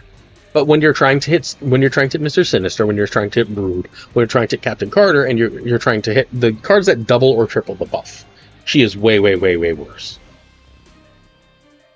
Yeah, worse with Kitty Pryde. Yeah. Anything you're trying still good. Those decks are still going to win you a lot of games. Yep. They're just not the best anymore. I think that's why it's hard to go like too harsh on her. I think somewhere near the top of B, maybe even the top of B. I think top of B. You're still going to have a lot of success if you're putting her in decks. Yeah. Again, I think she's great. I just think she's worse in a very meaningful way. Like, also worse using her on things like Galactus, right? Like, that really hurts. Right. Using her on things like Nimrod. Like, the thing when you're amplifying her, she feels way, way, way worse. All right. Yeah. Next up, Galactus, 6/6. Just if you're winning this location, destroy the other two. Oh, we were Nads again. Another card whose best days are behind him. Can definitely still win. He works well in those surprise scenarios where you're just not even thinking about it, and then all of a sudden he comes down. But a bit of a memester at this point with some upside. I would say maybe he's better than Blob, and like he can win. He wins games. So it's got to be a C. Yeah. Where in C? Nick still has a couple. Probably a little less effective than like Cull Obsidian. Yeah, okay. But Beta Ray Bill seems fine to me. He's sure. What he is fairly often to me is in a deck that's doing other stuff, a decent backup plan. Where you go, what do you play around? Do you play around the Galactus or do you play around something else? And like that's a fine good mind game card. Yeah, that's why Butt's so good with them, right? Because that's how Butt wins a lot of games of Snap, by just like doing a bunch of mind gamey stuff. The fear. Mm-hmm. The first Ghost Rider. I really don't need us to have 3 different Ghost Rider cards in Marvel Snap, but the first Ghost Rider, a 2/6 that on reveal discards the lowest cost card in your hand and discards that card's power from the first Ghost Rider. Its best decks are those Khonshu decks with Gore and Iron Man, and those decks aren't very good. So I would say it's probably a D tier card. I think it's a fairly easy D tier. It's as bad as Agony and Doctor Doom as far as I can tell. Because when it doesn't work Yeah. right, you're just sitting there with a negative power card. Or like a 2/2. Yeah. Next up is Gilgamesh. 5/9 on reveal, get +1 power for each card you have with positive power, with plus power. Gilgamesh is a really, really good early buy, just for the record. He is, yeah. You just throw him into an existing zoo deck that you have, and you have a way to win games now. Yeah. Or another way to win games. Did that being said, Butt run Gilgamesh? No, right? no, I don't think he did. Yeah. So if the best zoo deck does run Gilgamesh, it's hard to put him higher than B. I agree. I was gonna say C tier. It's C tier. Top of C, though. Yeah, top of C. Like he's one of the first few, some around Corvus and Black Swan. one of the best cards in the deck that he's in. So Yeah. I feel like, yeah, probably right above Black Swan. I mean, he can play for, what's his max he can play for? 420? Why are we tier listing faster, Brady? We got 9 hours to fill here. Oh, the timer's working. We actually have 9 hours. We are less than $90 away from giving away the Misery Bundle. So anybody, who's willing to, let's see what. Hype. All right. Next up, we are at the Gladiator. Here it is. Gladiator stocks high. I'd say probably A tier card right now. Maybe a little worse than Annihilus. But one of the best 3 drops. Rarely feels bad. Yeah. Again, a little dangerous with the nightmare stuff, but generally you're not feeling too worried about him. It in A tier, I think, is why, like the bottom of A tier, is why I think Copycat is in A tier. Because, like, if I don't have Copycat and I'm running Gladiator, I feel totally freaking fine. Okay, but that's also one of the best Series 5 3 drops, so... Agreed. Yeah. But Gladiators cost half of what Copycat does. Fair. Right? Like, and you could just run it and Gladiator as synergies that actually matter for it. Like being run with Fenris Wolf. Better cube equity and information. Agreed. I think Copycat's a better card. I think that saying that they're not in the same tier is a bridge too far. Agreed. That's why they are. Yeah. Gladiator doesn't lose to that many cards, and what's more, even a lot of the cards that Gladiator does lose to just don't see play. I don't know what to do with Goliath. Does he exist right now? B tier, I guess. Goliath is a 2/1 that gets power for every ongoing card you play, but he was best in Thanos, and I have no idea to what extent Thanos exists. He's a good card. He's just super replaceable. Like, he's never going to feel bad in the deck season. I don't think you could cut him in the ongoing Thanos list as they were. Like, he was just too big. But, like, do ongoing decks exist? I think he's just a regular old B tier card. The drop-off from him to Dazzler isn't drastic. Like, he's fine. He's good. He's a good card, but I would say, something around S-me? No, he's got to be B. All right, I can put him in C. His best deck just got nerfed to all shit.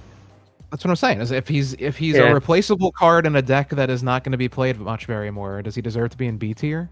Okay, so he can be in C. Like, these decks that we're seeing in B tier are viable. Yeah. Gorgon, speaking of decks that no longer exist, 2/3 gives +1 to created cards. Still annoying, but C tier. Annoying, definitely better when Thanos and Arishem are meta, and they are seemingly dropping out of the meta. C tier card. But really good against Victoria Hand, who is very meta right now. Fair, that's true. The Victoria Hand stuff I didn't consider. Somewhere around Darkhawk. Not game changing. Alright, Gore is, I think, going to end up A tier. He's a 6 -1 that gets +2 for each on-reveal card in play. I think that ends up... If you say Gore is A tier, does that mean there are no S tier 6 drops? We have to have a long conversation about Thanos' existence, but yes.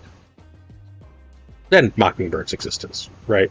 Like, there are no 6s that you play on 6 that I think are necessarily S tier.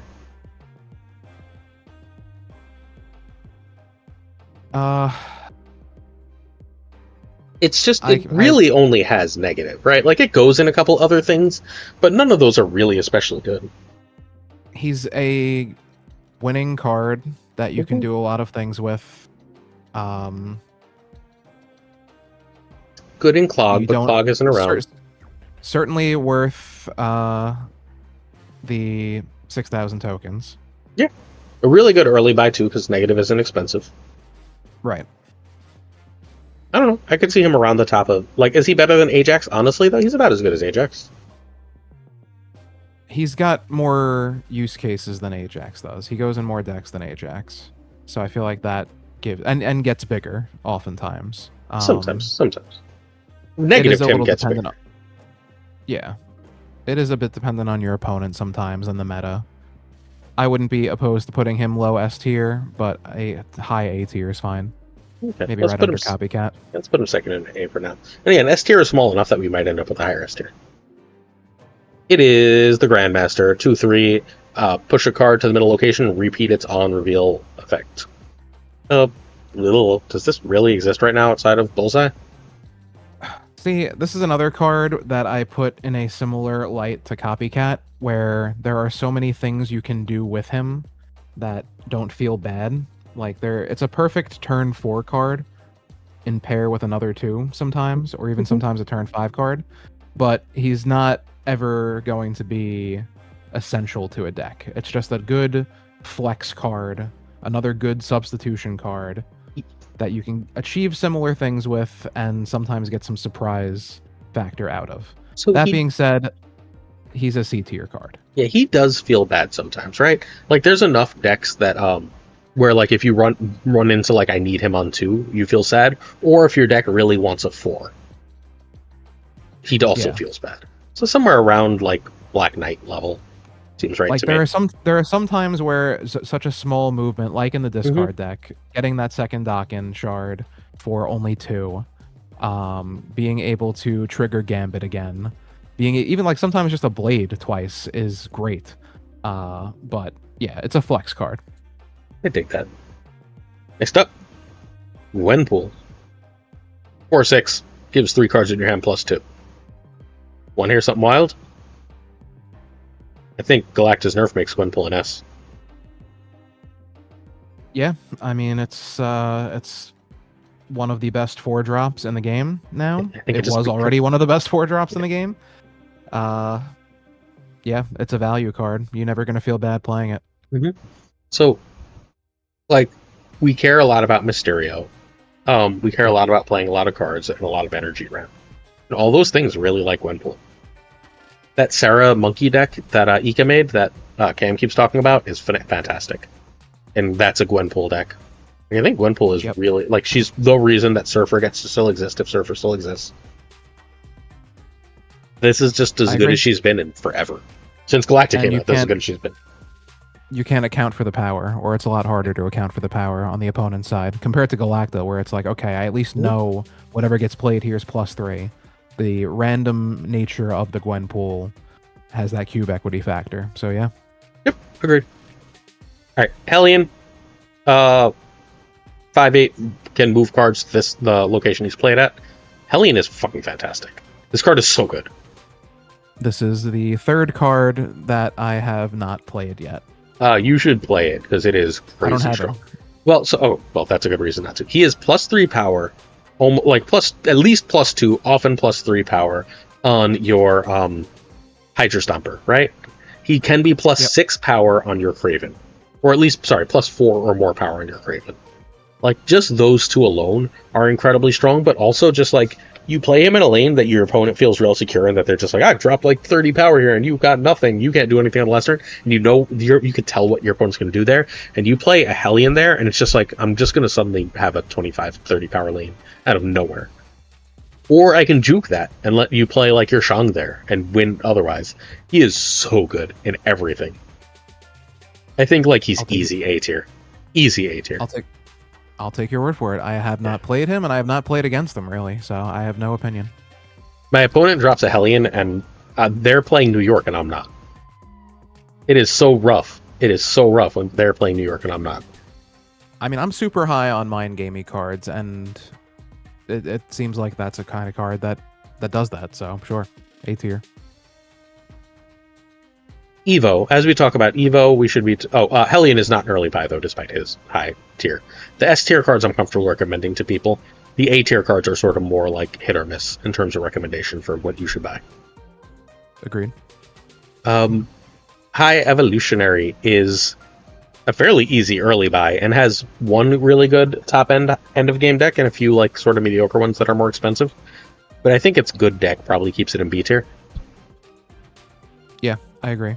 It's got the value for the early collection level players. You have a deck immediately that you can play that will win you some games. And then yeah, that top tier affliction deck. Yeah. Real good still. And that's a relatively cheap deck. Most of what you need for it is high evolutionary, right? Like you can build that lots of ways. As long as you have high evolutionary and HX, you should be good. You can like find enough early game movers to run Miles. That's a Series 3 card. Yep.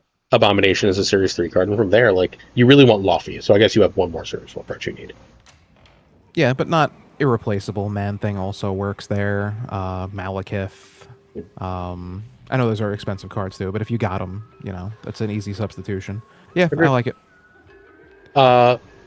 Is Monkey S? Are we doing that now? Are we throwing him all the way up there? I mean, at least A. The Bounce deck and the Sarah deck are both legit. Can you have an S tier card that's only in one deck? It's in 2 decks. Sarah and Bounce are 2 different decks. All right, fair. And yeah, you could definitely have an S tier card that's only in one deck. Like, Arisham was an S tier card in Arisham decks, right? Like that, yeah. Well, yeah. Batrock is really only in one deck. Brady is back, so he's trolling. I don't know. He's got at least an A. I don't feel super comfortable putting him better than Copycat, but Not I bad. would Okay. say He could be around Bullseye. I like him around Bullseye, yeah. All right. Hope. What's Essential B? Perfectly fine in some Yeah. surfer lists, not required anywhere. Like Her low best B. days are behind her. Yep. Chill with Kyra and Fire Hair Hope. Power Yeah. crept. Yeah, power up the hell out of that card. Although there's very few things scarier than when your opponent is like, I played 2 cards on Hope, and then I played the Merlin spell. I have like 9 energy, 10 energy, 11 energy last turn. Good luck. That's true. That is true. With the emergence of skills, there is some room for her to have her stocks rise a little bit. But a replaceable card if you have Luna or other options out there. Surge has kind of eaten her lunch too. Very much agree. All right. I think Hulkling's. Here we go. I think Emperor Here we Hulkling. go. Emperor Hulkling is a 6/12. That copies the when drawn. Basically, it's a game start, but you don't know it at game start. When drawn, copies the power of a random 6. I don't know. Hulkling enjoyers, rise up. I need your energy. It's at best a B. I don't think it's even a B. I think it's probably a C. I think it's about as good as Dormammu. About as good as Dormammu. It trades predictability for power. There are a few cards out there that can get you 8 cubes as reliably as Emperor Hulk. It's a bad ladder card. You're going to lose more games on ladder for running it than not, and it's a great tournament card. Agreed. I think that is an important distinction, and it depends on what your preferred method of play is. If you are a battle mode conquest enjoyer, then Hulkling is a fantastic card for you. Also, a pretty good lower series card I would recommend as well. It's a C. I'm only good in one mode, and it's not the main mode of the game. It's Fine. a C. It's a decently high C. It's about as good as Culinaries, I think. It's a C. I would put him higher than that, but for the cube equity. How did you? Nick broke the timer again. Sorry, it was working, and I looked up, and he's setting the time again. All right. Yep. Yo, Binks, what's up? How you doing, my friend? Binks in the building. Yep, we're suffering. For real. All right. Next up, Hydra Bob. Oh, see, does this card really matter anymore? It's still decent, but like. Yeah, still decent. Definitely a great Sanctum card for sure. If you give any credit for that, top tier Sanctum card. But C tier sounds right. Yeah, another card that was, and probably, I don't know, around Black Knight-ish. Another card that was the best in the game for a short while. So many cards that were the best in the game are just sort of unplayable right now. Yeah, he was the best one drop for a time. I think Which he was is the best funny card. because on his release, he was considered laughably bad. Well, 1/4. Why would you ever get this card? 1/4, and now he's back to C as a 1/4. So, like, they made him a 1/5, and all of a sudden he was incredible. 1/5s are just really, really strong. Hi, Smiles. Yes, Elixir and B. I think Elixir is really good and really underrated. The Jet decks have convinced me on Elixir, fundamentally. Alright, Hydra Stomper, A. Yeah, another really good card. Not an A. Yeah, maybe B. Let's leave him. Essential, but Yeah. he's always he always feels good. Like, is he like he's the same kind of card as Captain Carter, Dokken, and Diamondback, right? Where like in his decks, when you get him going, when he does the thing, he's a lane winner, a huge threat. But like sometimes he's just a good card. Sometimes he's just a card in your deck. I would put Captain Carter and Dokken, and arguably even Diamondback above him in terms of ranking them against each other, just because of how big the other three have the potential to get. What you get is in Stomper is consistent, reliable stats that your opponent has to keep check of. Yeah, he's just got significantly less downside than those other ones, right? Yeah. So you're trading consistency. Infinity Ultron is pretty clearly a C. 6 power is just too low for a 5, unless it's crazy. A 5 that will get you a lot of inconsistency and sometimes some sneaky wins, but too much setup, not enough payoff. A card I love, I just don't think it's very good. Smiles thinks it's A tier. I cannot possibly disagree more. I think it was a 5/7. I might have it like 2 tiers higher. Every point of power on a card that doubles itself really does matter. Yep. Yeah. All right. Makes all the difference. We are once more in ads. Let's chill for 2 minutes. So Parry likes Hulkling, doesn't like Infinity Ultron. Makes sense. Make it make sense. Like and rate in terms of power are not the same thing, Cheapow. I love Infinity Ultron. I don't like Hulkling, but I love Infinity Ultron. I just don't think he's super good. Like, what's the point of playing Infinity Ultron except that you really enjoy it? Like, is he better in the list he's good in than Devil Dino, than Kahori? What do you mean address Sanctum 2.0, Charis? What's to address? I talked about it. I talked about it in yesterday's video. If you want my take on it, like if you have a specific question, I'm happy to answer it. But I mean, I feel like I said my piece already. I think I prefer the 5/8 version too, which is ridiculous because he's clearly like I think better now. But the lack of power means that like I'm no longer getting the upside, and he's a very upside heavy card. Yep, and was a card that worked well with Galacta, but not so much anymore.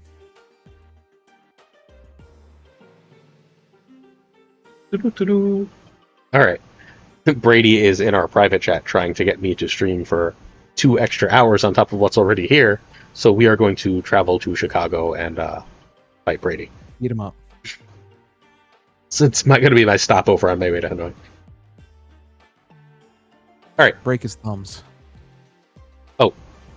What was the comment, Charis? I need to know the specific comment. Oh, was that in regards to something with Hoagland? No. Oh, I don't know. I have no idea. You said about Sanctum 2, so I don't know what we're talking about. Maybe not then. Yeah, Brady, Nick wrote that before we knew for sure, so things happen. I am not Nick the Greek Geek. We're not legally obligated to do what he says. Oh, let's go back to what we're doing then. Sorry, buddy. We'll come back to this shortly. Let's get back to our tier list. Iron Lad. C. Yep. Best days behind him, probably. Yeah. Although, still maybe sneaky good. I don't know. You didn't even like him in that deck that was built for him. I do like him. I think there are good hits, and it's another consistency card in the same vein as something like Cuckoo, but where you have to reach for something.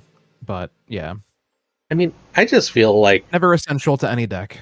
I feel like Anti-Venom just took his lunch. Yeah, a bit of that, too. There are cards that do things better. Yeah. Definitely not good in Goblin decks. No, he's the best in Goblin decks. That's where you should only play him. Alright. Next up, Iron Patriot. Suitable B. Really good in Victoria Hand. Kind of fine in other decks. Yeah, still a good card for sure.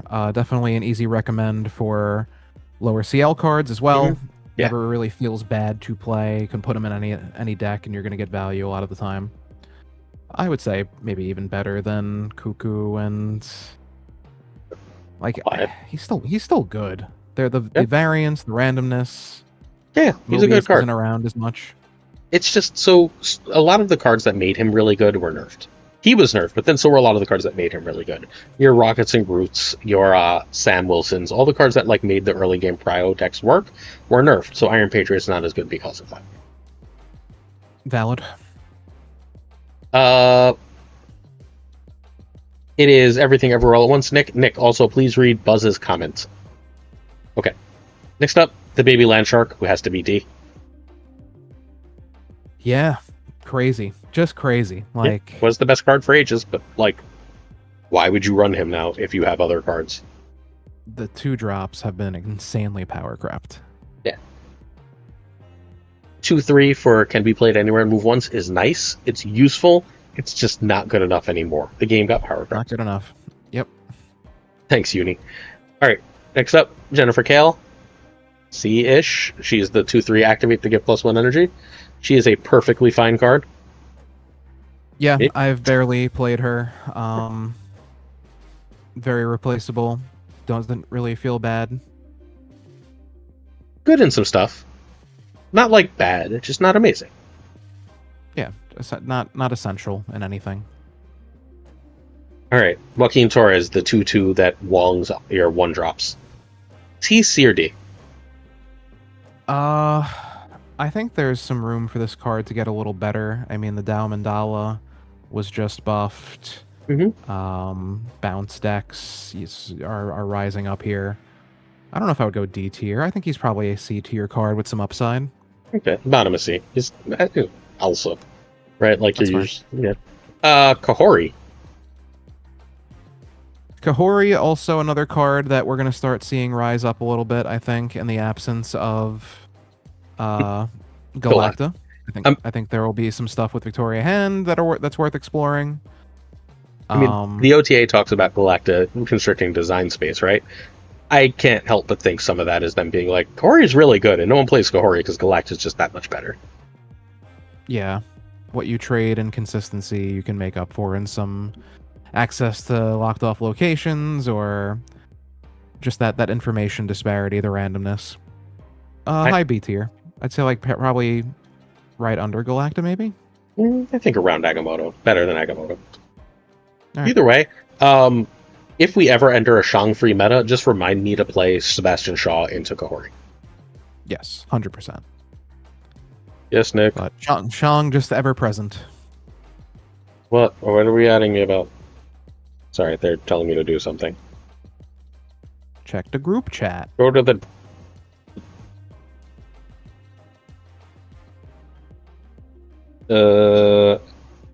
I don't know. Visit site. I'm trying to put on the sub discounts, apparently, is what I'm doing. Oh, good luck with that. Well, it immediately froze my phone when I tried to. This is now my phone screen. Anyone who's interested? Can you see it? Are we that far behind? Yeah. So that is what happened to my phone screen. So I guess we are not turning on the sub discount. I'll see if that works as soon as we're done with this portion of the stream when we finish the tier list. All right, Kang goes in the D tier at the bottom. I feel no need to discuss that. You? Moving on. All right. Kate Bishop, 2/3, puts 2 arrows into your hand, is an S tier card. Agreed. One of the best 2-drops in the game. Yep. In many decks. Yep. No questions there.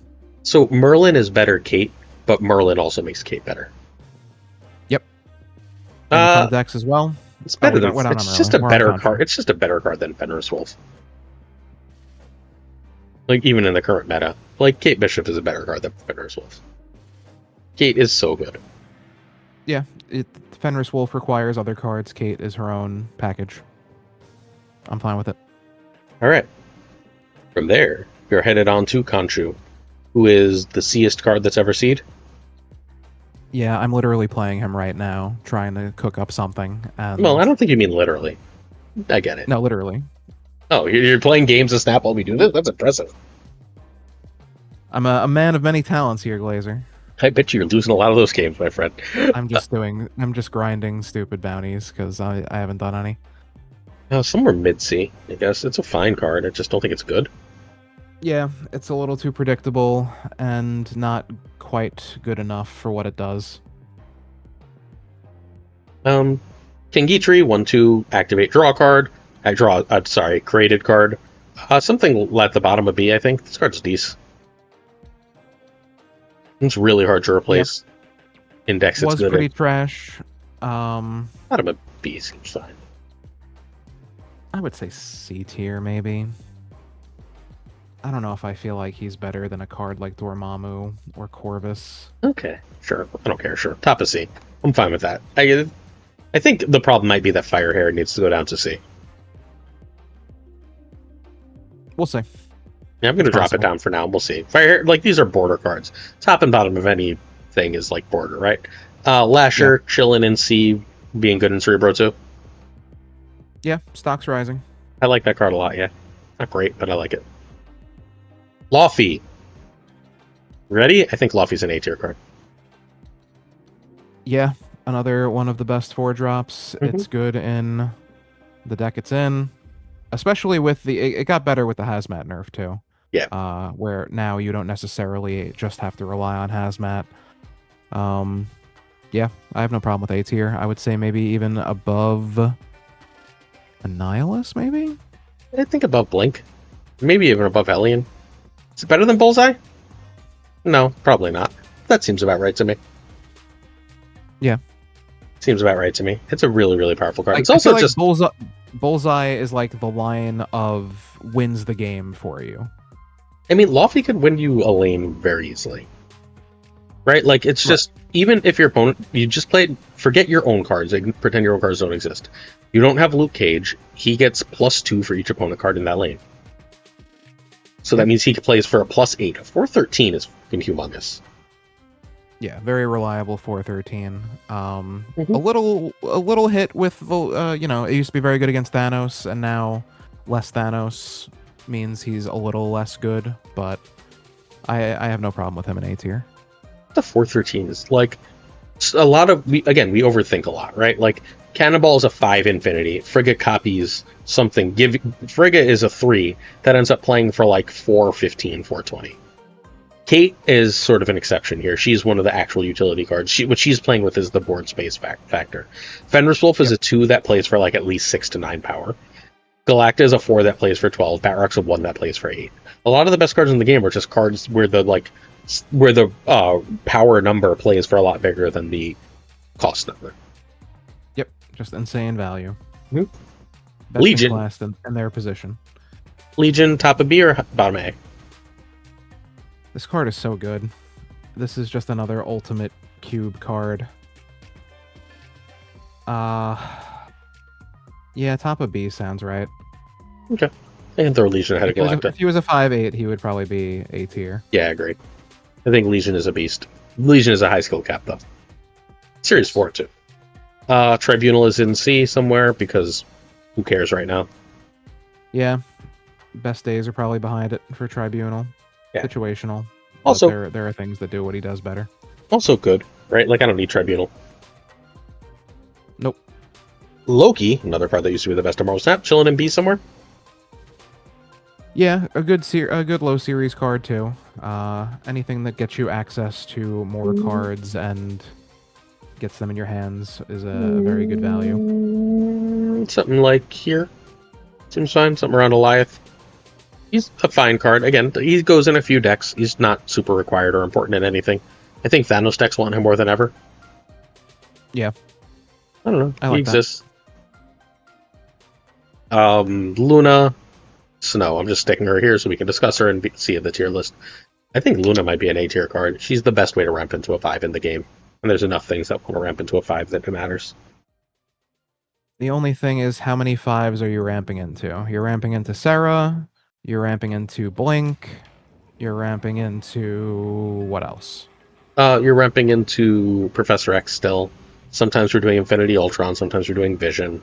I've seen some Claw decks. Like, you just run extra 5s because of her, and she ends up fine. A decent number of decks are running into Iron Man. Are any of those decks in the top tier? No.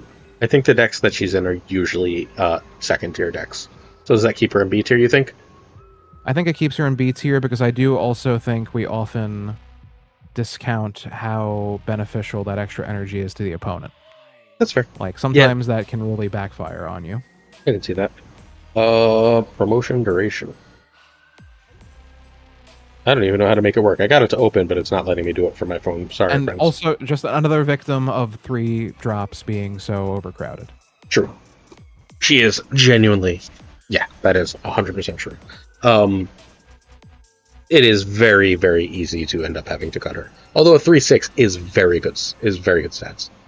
It lets you play 2/3s on 5. She's really good with Surfer decks for that reason too. She's a very good card. Around Kohori Yagamoto Arasham level seems fine. Oh yeah, I would put her a bit higher than we have her. I would say right around Cassandra Nova territory. Yeah, sure. Anywhere in this general area. Again, within the tier, I think it's all arguable. Or at least Fair. the top and bottom of each tier, it's all arguable, right? There's certain cutoff points. Yeah. I think Madam Web still has to be an A tier at worst, and arguably an S. Agreed. It's the thing that makes Move Bounce one of the best decks in the game. Yeah, without her, you can play the deck, obviously, but like you don't want to. And the nerf to Red Guardian helps her out too. Yeah. Let's put her at the bottom of S for now. Does that feel okay to you? Yep. Makari, chilling in B tier, free power good. Yeah, I agree. Nothing remotely complicated here. We're somewhere around here. I'm around Loki, a little better than Loki. Just you're happy to have her. It's really nice for managing hand space. I don't believe Madam Web was datamined as a 2/3, but I could be wrong. If she's a 2/3, she's the best card in the game, though. Like a 2/3 Madam Web would be utterly broken. That's insane. All right. Next up, Keith. Malekith. Another super solid card. The deck thinning is something I think we underestimate how helpful that is as well. Yeah.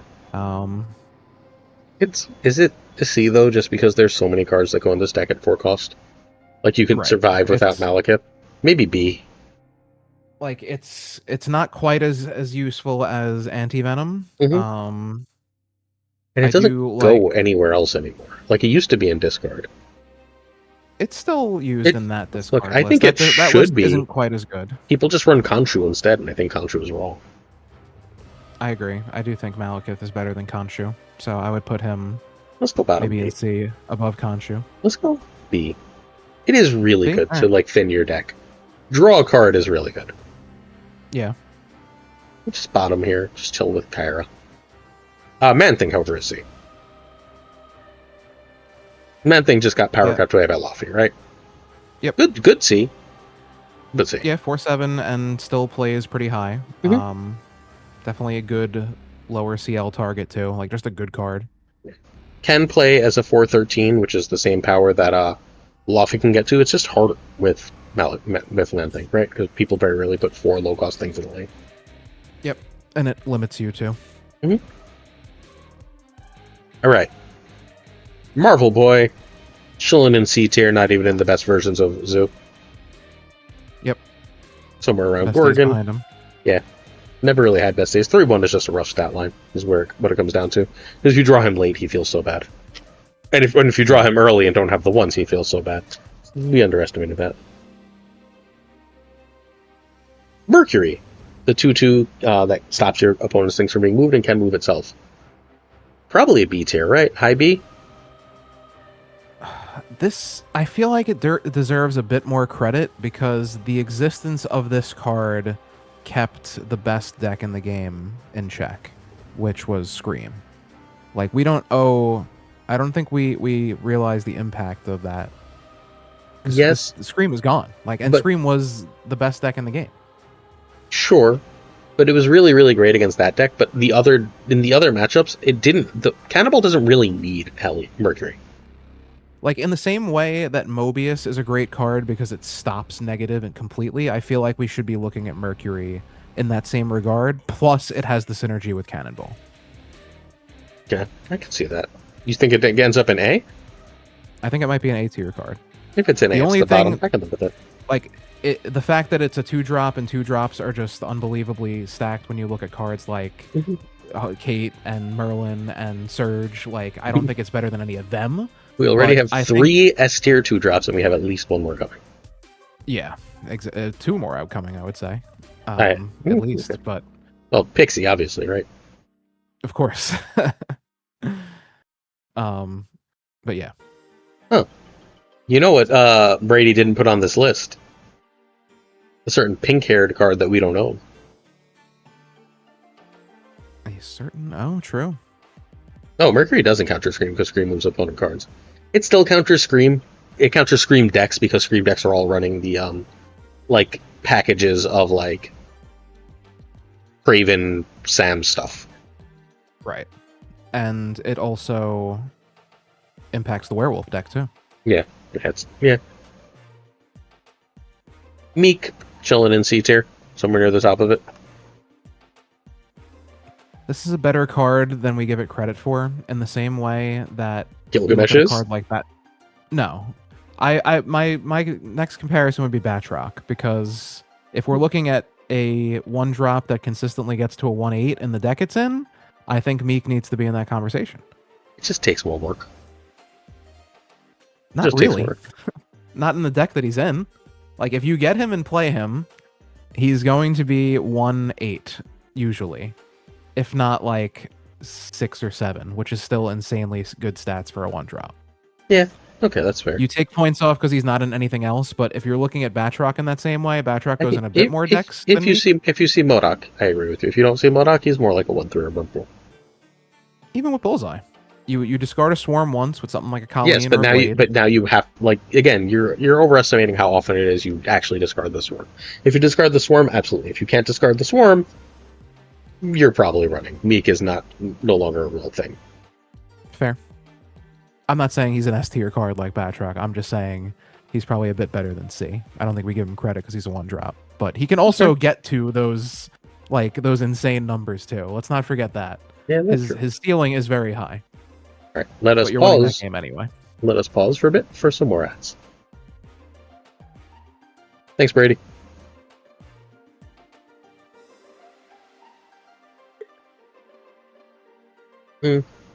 Hellshoot argues Bullseye's archetype defining Meek is a piece that exists because of Bullseye. That's fair. Where is Merlin? Did we forget Merlin, my friend? We forgot Merlin. Did we get up to M yet? Yeah, because Meek is MI. Merlin is MIA. Yeah, we'll just note that Merlin is S tier. Yes, 100%. Probably the best right now. I think top of S tier. Yeah, that's why when you said there was only one left, I'm like, no, there's definitely 2 because we didn't get to Surge yet. Yeah. So, random feeling, this is a Series 4 or 5 tier list. The Surge here? Yeah, good. Yeah. You wonder if they buffed Misery because of a $70 bundle? I mean, there's a non-zero chance, I would say. I just don't think so. Misery was good enough before that. I don't see people buying it because it has 1 more power. Well, I'm saying that's a reason to buff it. Like, right, but I don't see them buying it because it got that extra 1 power buff. I don't think that's the difference between people buying that buff and not buying it. No, but it does make it more appealing. Yeah, it's a yell at us to look at this card buff. We'll get to Misery soon. All right, we're out of ads. So, well, no, Merlin. Hey, unfortunately, Merlin as the Season Pass card is not a card you can currently buy with tokens. As you see this on YouTube, Merlin is a card you can buy with tokens, and as such is either first or second in S tier currently. We will make sure we note where Merlin is going forward, but for now we are on to Misery. The recently 4/9 card that destroys to re-trigger on reveals is an S tier card. Yes? Yeah, it's crazy. They made this card S tier just now. Yeah, I think it was A. It wasn't far. Bottom of S. Right. Yeah, bottom of S. I agree.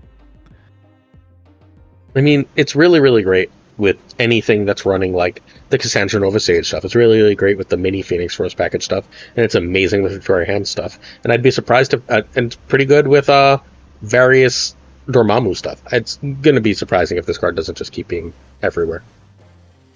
Yeah. And just, again, like you said on the podcast, 4/9, you don't even feel bad playing it. Like, just, all right. My other 4/9 that I have to play puts -9 power on the board. The best possible stats you can put on a card in Marvel Snap without, like, worrying about it is 2/9, right? Then 3/9, then 4/9. Well, I guess 0/9. by that logic. Sure. Mockingbird. Okay. Fair. 0-9. All right. That's correct. 0-9 is And amazing. funny enough, she's our next card. But not and also 1-9. S tier. But not 1-9. Yeah, Mockingbird is definitely S tier. Mockingbird's in a really, really, really strong spot. Actually, is Mockingbird S tier? Her best deck, Yeah. her two best decks just got knocked down. I could see her at the top of A instead. She's still ridiculously good. Like, Sure, you're never going to feel bad playing her. In what? Dormammu decks? anything. Where else?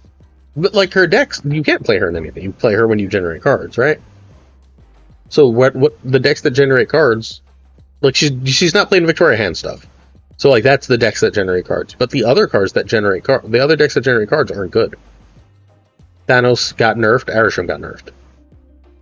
They did, and I think Thanos is going to be back. I don't think Thanos is bad by any stretch, and Mockingbird will certainly still have a home there. Yeah. I think if we start seeing like maybe Mockingbird starts making her way into some Surfer builds, is there any possibility of that? I don't see now Mockingbird that and Surfer. It's just you have to go 3 Brood for absorbing them, otherwise you can never do it. Well, that's what I'm saying. Is if we go back to the old way of kind of doing Surfer decks, where it's more Brood Absman, like you're not holding them necessarily as long to get buffed by Galacta. So you're playing her just as a ideally a 2/9, I guess. That's good in Surfer, but I can get those stats without the extra work. I don't know. Just an idea. Yeah. I still think she's really good. A is fine. You make a good. I don't think she's top of A.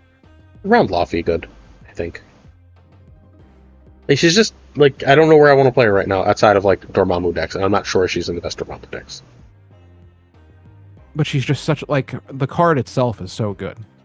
Yeah, you can make an argument her decks got hurt a little bit, but the card itself is just so good. She'll be back. She's a card that's constantly going to find her way back. But right now, I don't know that I'd be putting her in decks very much. Yeah, Sasquatch, Mockingbird, Mysterio stuff. Could see her in those decks too. Yeah, she's really good in those. When's the last time you ran into any of those? I'm saying, but those decks could be on the rise now. They could be. Could be. All right. We are in a very fluid meta right now. Oh, man. My silly tweet is still going crazy. All right, next up we got Moonstone. 4/6 doubles 3 or less on reveals. Largely a Victoria Hand card, occasionally really good with Mystique. Yeah. Another card that I think is a little slept on. Yeah. I would say, considering it's in one of the best decks in the game right now, that should rate it pretty highly. It's top you of can B. do a lot of things with it. If you're a lower CL player, that's a great card to take Patriot to the next level. Yeah. Around Anti-Venom. I think they're fairly similar in power. Yeah. Like, probably a little better, maybe. Anti-Venom has the Affliction stuff, but Moonstone is better in the other decks that she's in. I think Galacta can probably go down a couple pegs, and then I would go, like, Anti-Venom, Cassandra... Nah, I think I'm still comfortable with Galacta having Cassandra. All right. Yeah, this little 4-drops. I don't know which of these 3 4-drops is best. Moonstone, Anti-Venom, and Galacta. I have no idea which of those is best right now. That's why I have them next to each other. Like, they could all... You can convince me of anyone. And Kahori is not far behind either. Yeah. Like, they're all pretty much the same. Mm-hmm. Gwenpool is the one that's, like, a serious step above right now. Morgan. Zenade left, so we're not going to get the Morgan expert's opinion. But I think it's a B tier card. I think it's been really good. Oh, I am going to coach Fudge. That's hilarious. Yeah, I think it's a tricky one. And I think there's going to be some cool stuff that comes out of it later on. I think there's potential with the Dormammu stuff. We're still trying to figure out the best builds, but she's got potential. B tier sounds right. Yeah, I'm going to throw her ahead of Elixir. She is good. She is a good card. Next up, you have the Ms. Marvel. She's got a real deck, all of a sudden. Yeah, I haven't seen her in a while. So the Ancient One deck with Devil Dino is actually good. Great? Good, yeah. Still C. But, yeah, there's just a lot of good 4-drops. Yeah, a more respectable C. Really... Fair, yeah. Yeah, around Man Thing. So what I think is slept on for her, when she's going to be good, is that when you can copy her, she's incredible. Right. right? Like, C5 got a ton of buffs. Yeah, it did. it's I just mean, it's all unironically good with Rhino. yeah, yeah. Like a Miss Marvel Rhino on the final turn could be a nice little play. I dig that. From here we go to Namora. This is a card. Are we sleeping on Namora? Like, think is so. Namora a better card than we give it credit for? I think so, because the problem Even for on one hit, it's still a 5/12 in 2 lanes. Like, the, that's not bad. the problem is just that sometimes she's not even that. Right. Like, I don't think Clog is too prevalent right now, so No, it maybe doesn't she's exist. like sneaky good. yeah, I think she's a B, but like very bottom of B. Like, she's slept on. She's a good sleeper card. Yeah. But again, you're not building many decks with her in it. I Yeah. just feel like we need to experiment more with her too.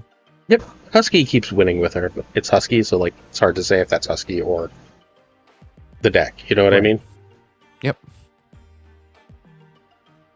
All right. Next up, we got Nicholas Scratch. All right, Who make is- this card 1/1 and give him ongoing, and then he is a good card. Yeah, right now I think he's Kang level. I don't think that's going to be for long, but I think right now he's Kang level. I'm curious to see if his stocks rise a bit with Clea, because there could be some goofy stuff you could do there, but the fact that he's not ongoing just hurts him so much. I could look.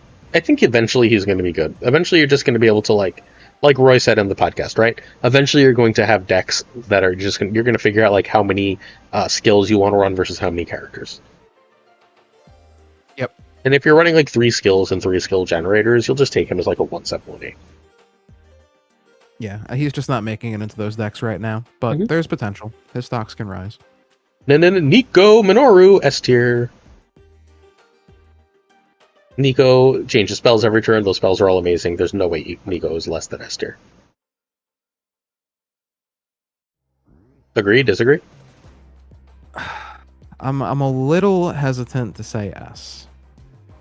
But Every destroy deck, every Victoria hand deck, every bounce deck, every just every like random, every havoc deck, like every just little deck that's out there, she just fits in. If you have a spot for a 1-drop and you can fit a 1-drop in, you want Nico. Every pixie deck, every I said Victoria hand. Like, she's just in everything. Yeah. Like, and she steals cubes, right? Like, you value stealing cubes. Her location change, her +2 power, her Location copy? change I've lost you so many times.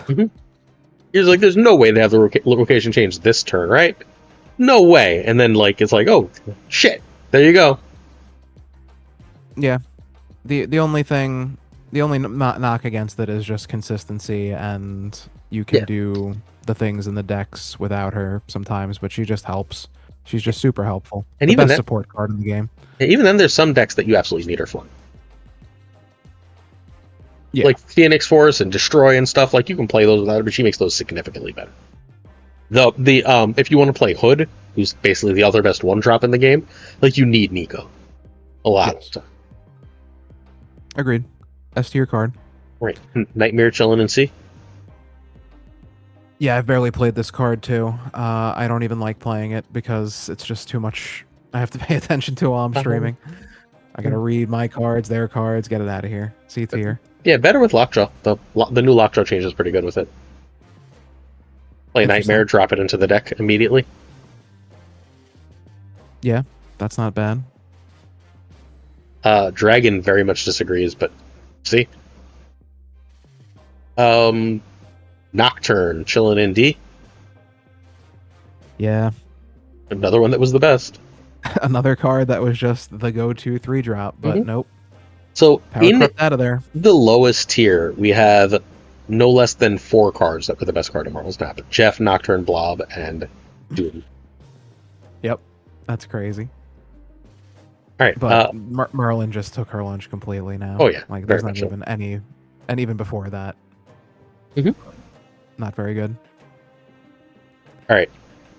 Penny Penny Parker sits in C. Good C. Yeah. Been better lately. Another card on the rise. Yeah, some Middle C. rising stock, but nothing essential, replaceable. Mhm. I would say you'd probably prefer Jennifer Kale over her for similar type things. Why is Blob so bad? Asks chat. Hi, random. Blob is so bad largely because he is utterly replaceable. And a lot of what makes cards good or bad is opportunity cost. You could be playing something better there, and he's just not good enough at 13 power to be worth the trouble. Yep. Next up, Fastos chilling in C as well. Probably yeah, I around think better than Grandmaster. we give him credit for, but around Grandmaster tier. Yeah, it's a fine card. Surge kind of ate his lunch too. Yes, well, Surge and then Mr. Fantastic is coming, right? So Mr. Fantastic, what, like, you could easily run both of those with Fastos. I'm curious if that ends up being a thing, but outside of that, I'm not really impressed here. Yep.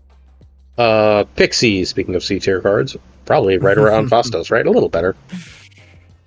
But Ika's not here, so I can put this in C without any trouble.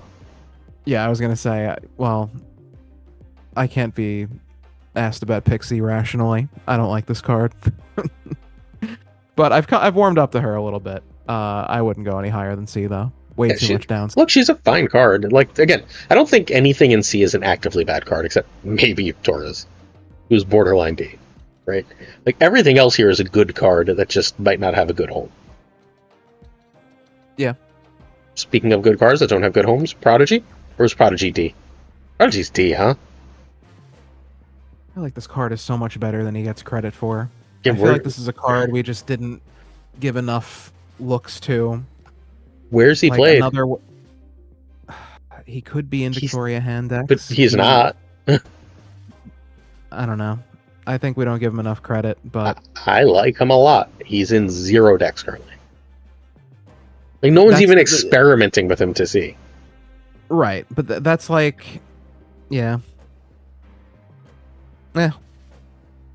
I feel like there's gonna come out. There's some deck's gonna come out where he's in it, and we're gonna be like, "Damn." Yep, but that's fine. We're not ranking where he's gonna be. The game changes constantly.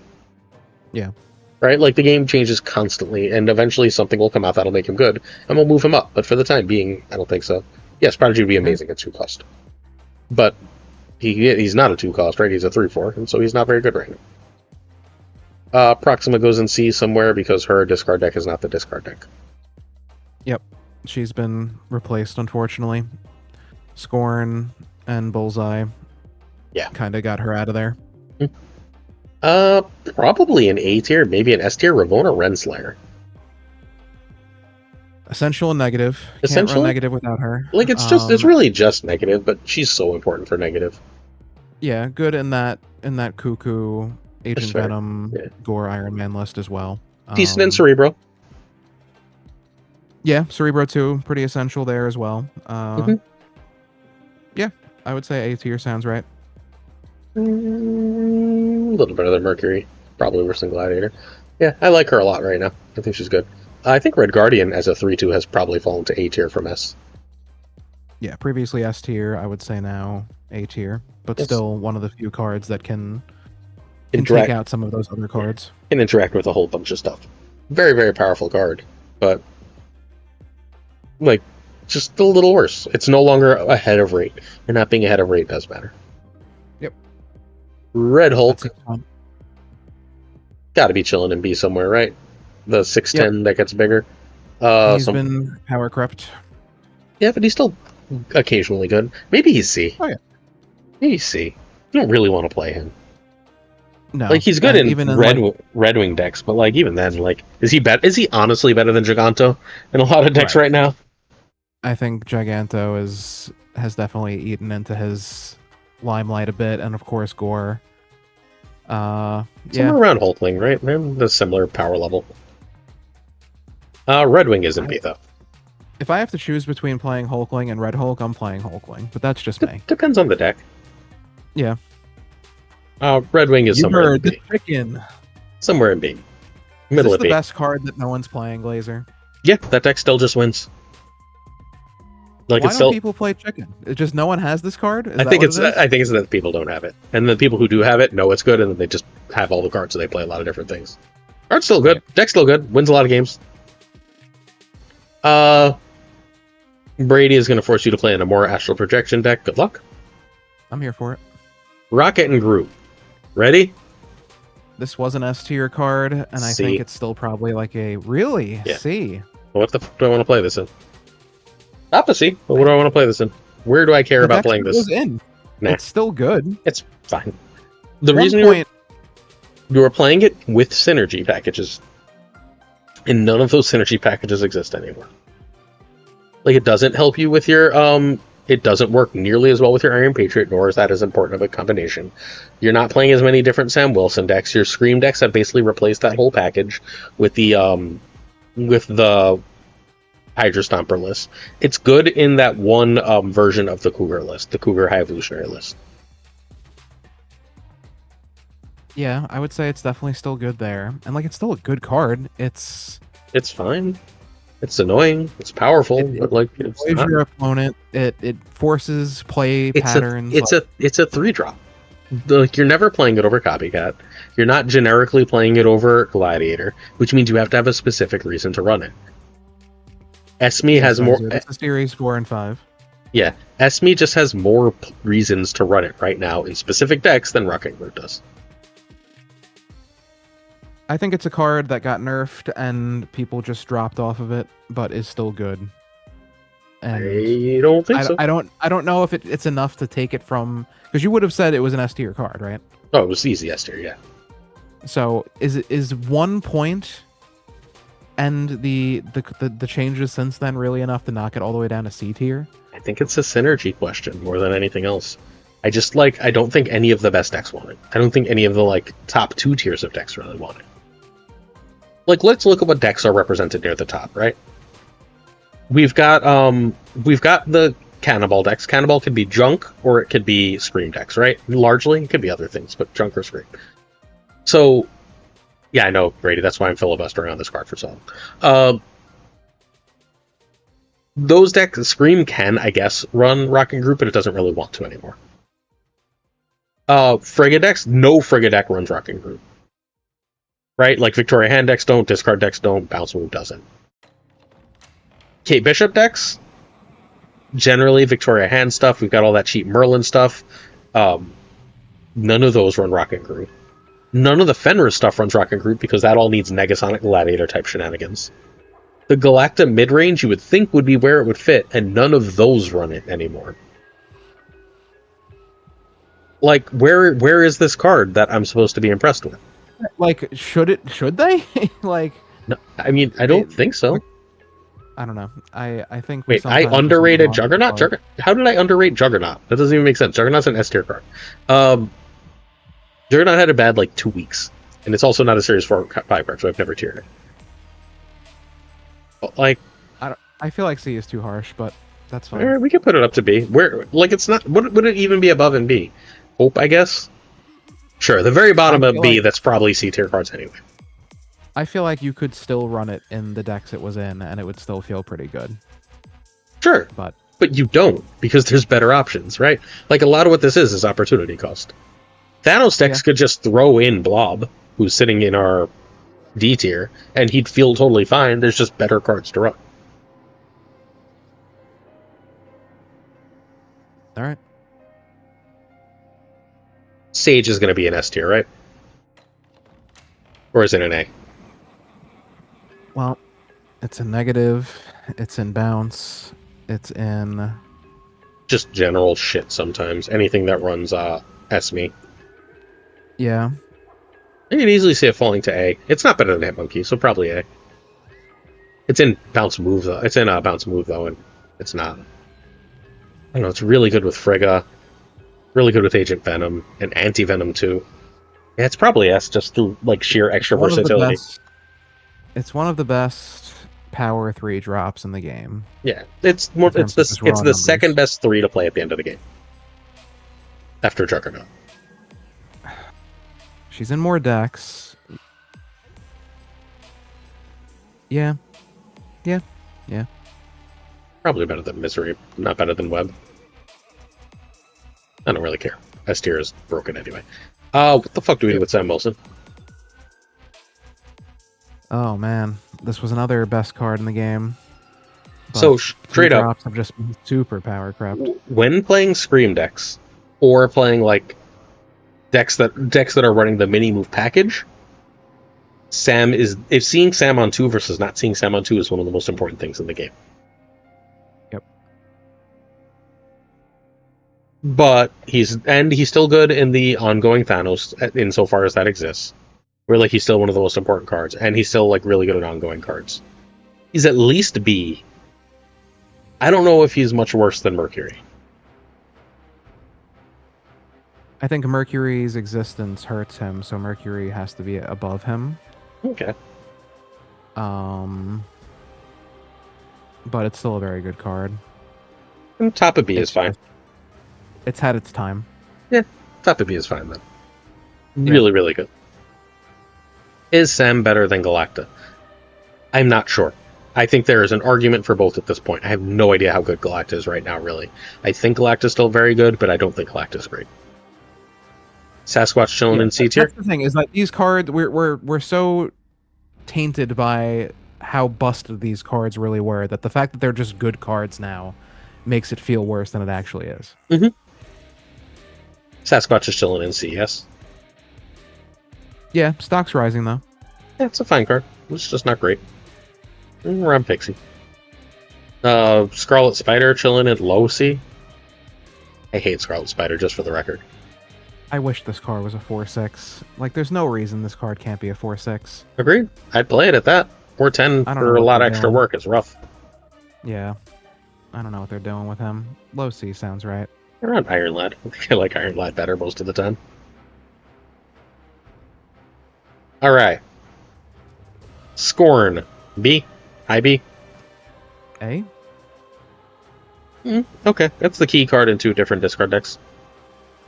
Like, it's... Right around there? It's insane value. I could see it.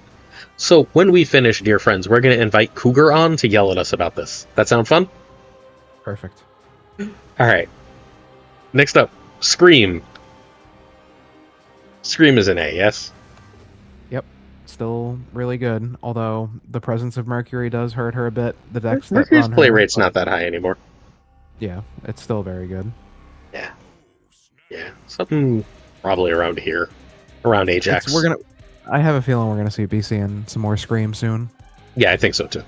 Like Scream and Victoria Hand are the big winners of the recent nerfs, right? Yep. Like Scream also didn't really like playing against Thanos, and this gets much better. Shaw chilling in C tier. Yeah. Fine card. Whatever. He's just always held in check. Yeah, he's a fine card. Just there's better 3-drops to play. Cersei. D? A wild Ika appears. Yeah, he's still not here. I'm amazed. Yeah, we said Pixie and Cersei, and he's not here. Oh, shit! Dark Moogle! Holy shit! Thank you so much! We have crossed the $1,000 threshold. We are officially doing the thing. Thank you so much, Dark Moogle. Wow. That's amazing. Thank you. Ba-boom. Yeah. We are officially, 9 hours and 21 minutes again. Yeah, Cersei's a D, Dragon. I'm sorry that you like the card, but it is a garbage card. It is a card that sells all the time. Apparently, I'm never sleeping, by the way. What is 9 hours from now? Anyone want to tell me? That's about 2 a.m. Okay, that's not terrible. I should still be able to hold on that long. Cersei's bad. Closer to 3 a.m.? Yeah, okay, so 3 a.m. Looks like we got a long night ahead of us. Thank you so much, Wiggle. Yeah, you look at the decks that Cersei would be in, and generally it's the same decks a Nihilus would be in, and you almost always would prefer playing a Nihilus. I mean, just Merlin takes the damn cards cookies, right? I'd rather just run Merlin and get the cheap version of that I don't have to play. Yep. Google sends me the Fire Hero deck. I will put it on an episode, sure. I've never been sent that one. One that Dexter put in the, that made that big short about with the Galactus. I'm going to tell you a serious thing. I have not watched a single Marvel Snap short ever, including my own. I don't watch shorts, sorry. I hate shorts. Not a big TikTok person. Okay, next up. Silver Sable. Chillin' in B. It's a good card. Yep. Right around Good Loki-ish. card. Good in a few bounce. decks. Good in some. Never feels bad. Yep. Good, strong, simple, Consistent. effective. All right, next up, Scar. Pour one out. Yeah. I don't know. What the fuck do we do with Scar? It's got to be lower in C, right? Deck's still good. That's it. It's boring, but it's still good. Okay. I mean, I guess no one plays it anymore because Nightmare came out, and Scar's not in the Nightmare versions. No, but those decks are still good. Like, that's the thing. Yeah. Look, they Scar, the Nightmare versions are fun, but the other version is good. It's just good. Like, it's just real good. It's a great lower CL card as well. I can see Very it. rarely feels bad. Also goes in hella. All right, we get thrown up to B. sometimes. It's fine. Around Morgan, sure. So the problem is, the Thanos deck that he was so good in is gone. Right? Yeah, he's got Like other that. homes, but Yeah. Okay. Speed is a high B. Speed Yeah. chills with our little cache of 3-drops that are just really good. Captain, Yep, I like them in that the area. Captain Carter, Dockin, Diamondback, Speed, Hydra Stomper. He's the I lowest put him power of above the those. Stomper. Yeah, Yeah, exactly. but the most consistent. Starbrand, I guess, chills somewhere around with that group too. No, bottom of that group is Yeah. least consistent, but easy to hit upside. Very easy upside. That's another card that I think we just don't really value enough. Like 310 is crazy, Agreed. but yeah, no higher than that, I would say. Okay. Starbrand has 2 decks and Scar has 1. Luna. That's fundamentally what it comes down to. Next up, we have the Strange Supreme. Strange Supreme has 0 decks and probably is a C tier card now. Best days are behind him, probably. Yep, the Thanos deck that he was good in is gone. Very bottom of C, somewhere in the middle toward bottom of C. I don't know, it's probably still bottom of C. Around proximal level, right? Like good in a deck that doesn't exist. I feel like we're also overreacting to the Thanos nerf too. Still, Maybe if Thanos is good, I just Like- don't think that's the deck. the Arisham list definitely is hurt, but I think there are still good Thanos lists out there, and I feel like we're just I don't think they're controlled Thanos. I think the good Thanos lists are very unlikely to be controlled Thanos. What let control Thanos? Cougar! As soon as we're done with this list, we're going to have you join the call and yell at us about it, so don't give opinions yet, please. So, yeah, I don't think Thanos Control works because I think what made Thanos Control good is that they always had a Hulk in hand, so they didn't have to worry about playing early power. Oh shit, thank you for the gifted. 5 gifted. Coming in. Alright, ready for Suji? Are you still here? I'm here. Yeah, Okay. I'm here. I was just thinking. He was losing a game of Marvel Snap. Suji has got to be B, right? Yeah, she's pretty good. It's really good. I could see an argument for A, honestly. It's a very skill. Yeah, that Heavy pulls her card. down a little bit. Like, your average player is not going to do well with Super Giant. Nor are they with Legion, so that seems like a fair spot for her, right around then. That seems too good. I don't think so. The people There- who there are are good with hard- her just rock the world with her. Yeah, but I also think there's a lot of downside to her too. You're just asking for Alioth and Cosmo and That's fair. Negasonic to be used against you sometimes. All right, down by Kahori. then. Yeah, that sounds fair. All right, let's go to S tier for Surge. Yep, Surge. easy S tier, no question. It's Yes. the go-to true drop. You can put her in every single deck. Number 1? Why did you put her in B tier? No, I just had to pull her up. Give me a second. Oh, yeah, that's the. There's best a lot card. of cards now. It takes a second. So Surge is the best card right now. Yeah.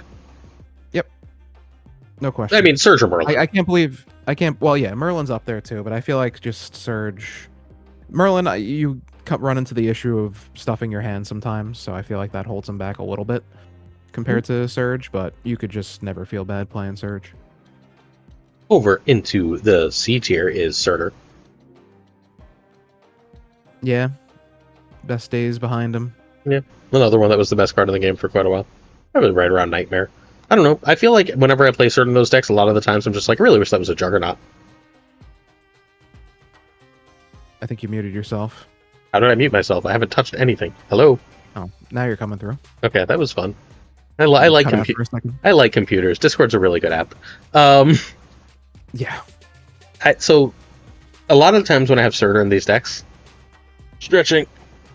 When I have Surtur in these decks, what I really wish I had was Juggernaut. Are you there? Yeah.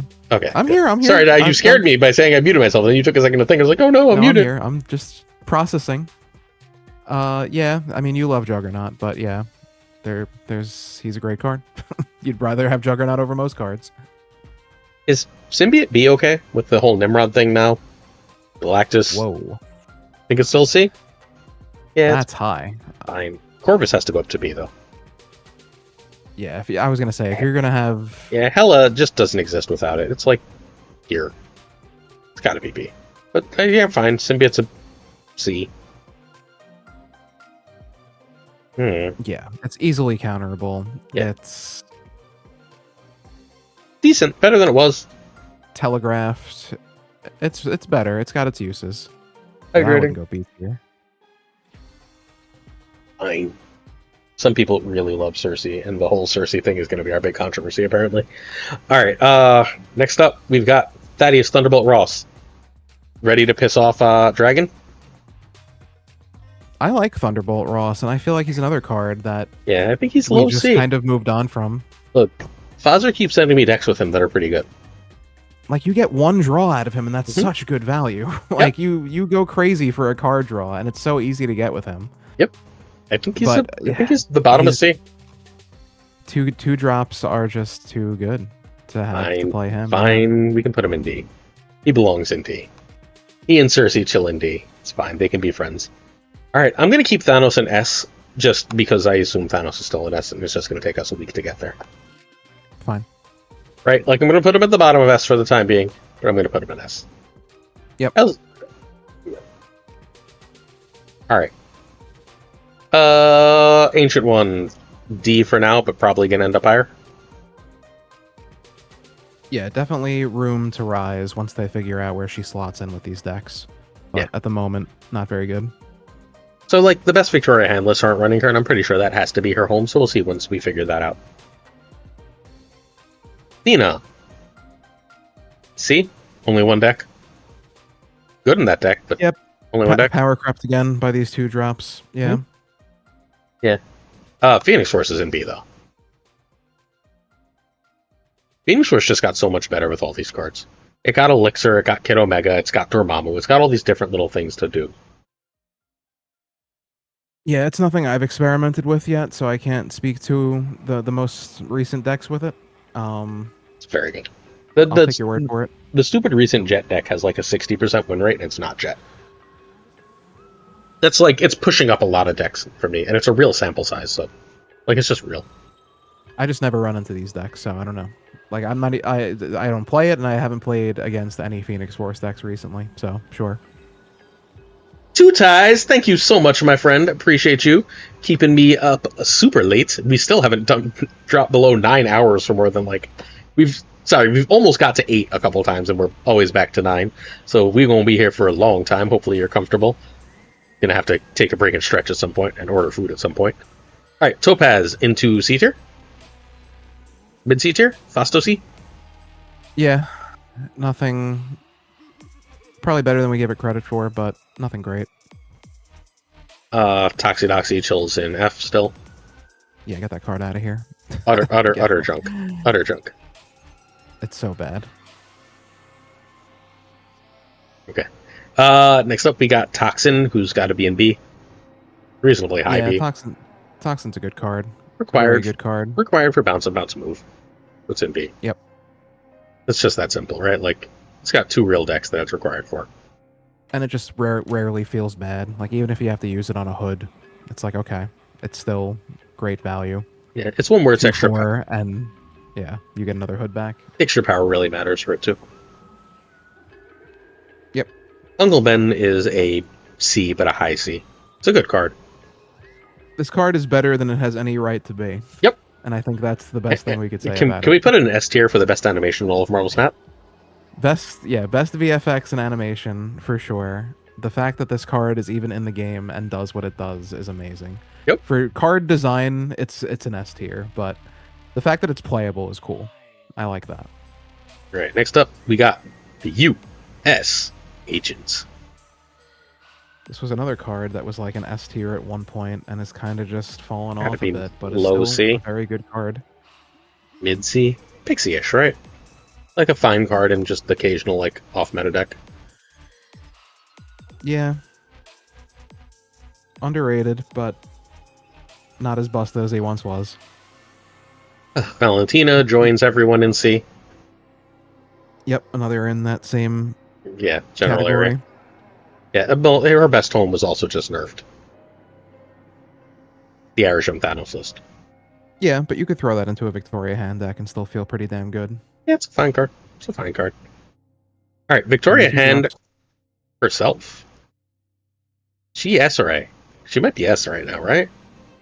She's got to be S, right? I mean, just between the hoods and the arrows, like, or the demons and the arrows, not to mention everything else she does, the frigid cards, like... She's become, I think she might be the meta.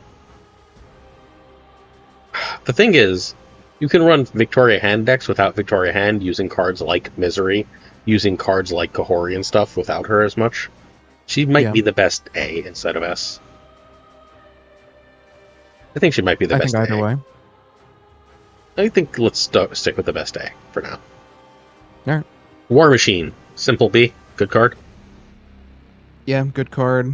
Definitely a card you don't mind getting early, too. Yeah. You can build a deck pretty quickly with just War Machine. Has some good homes. Around Luna, probably a little better. Yeah. Good card. High 2 can pull. Dragon can pull, too. Werewolf is A or S. If he was better before Mercury. I don't think so. Because before Mercury, there was no Merlin, and Merlin makes him real good. Well, yeah, I guess they came out at the same time. I have no problem with A tier. S might be a little too high, because I feel like he's only in one deck, maybe He's two in decks. like 17 like slightly altered versions of these decks. Like there's one with Agamotto, there's one with a Nihilist, there's one with Agamotto and a Nihilist, there's one with just a bunch of cheap stuff, there's one with Kahori, there's da-da-da-da-da. There's like the occasional bounce version, there's all these different little decks. I think he's around Definitely Victoria. one of the best 3-drops. Hard to use too. And absolutely eats in Sanctum, for sure. Probably the single best Sanctum card right now. Hey everybody, vote what I am ordering for dinner, or at least the genre. We'll get to an actual order later on. Once I tell you options. Alright, we've only got 4 cards left. We got White Widow, who's a nice D tier. Do we need to further discuss? No. Toxie Levels of Bad, another card that was the best in Marvel Snap. Better than Toxie. She at least forces you to play and is some pseudo control. I don't think she's the worst card. I think she's close. Alright, fine. But she is D tier. Worse than Kang. Alright, Zorn. Chilling somewhere in high C. And mid C. Yeah, this is another card that we kind of just dismissed, but could be kind of sneaky good in some control lists. I don't think it's especially good. So Wiccan might be one of the big winners of the Galacta change. Yeah, Wiccan's at least A, I would say now. Okay, I could put it at the bottom of A. I don't think it's much higher than bottom A, but I could see it at the bottom of A. Like, it could end up higher. I'm not quite ready to go there yet. Yeah, it's probably better than these cards. Around... I guess it's mid-A. Around Hitmonkey, Bullseye, right? Like, probably not as good as Scream. Maybe that's a little too high, but yeah. Because without the Thanos list, he's in less decks now. See, I don't know if that's going to... I think he's starting to come up big. And then X-23 chills in B tier because it's just, like, the one must-have destroy card. Yep, Essential Series 5 Destroy card. You pretty much can't run Destroy without her. You hang out with Loki, X-23. Alright, we are done with this. This is our tier list.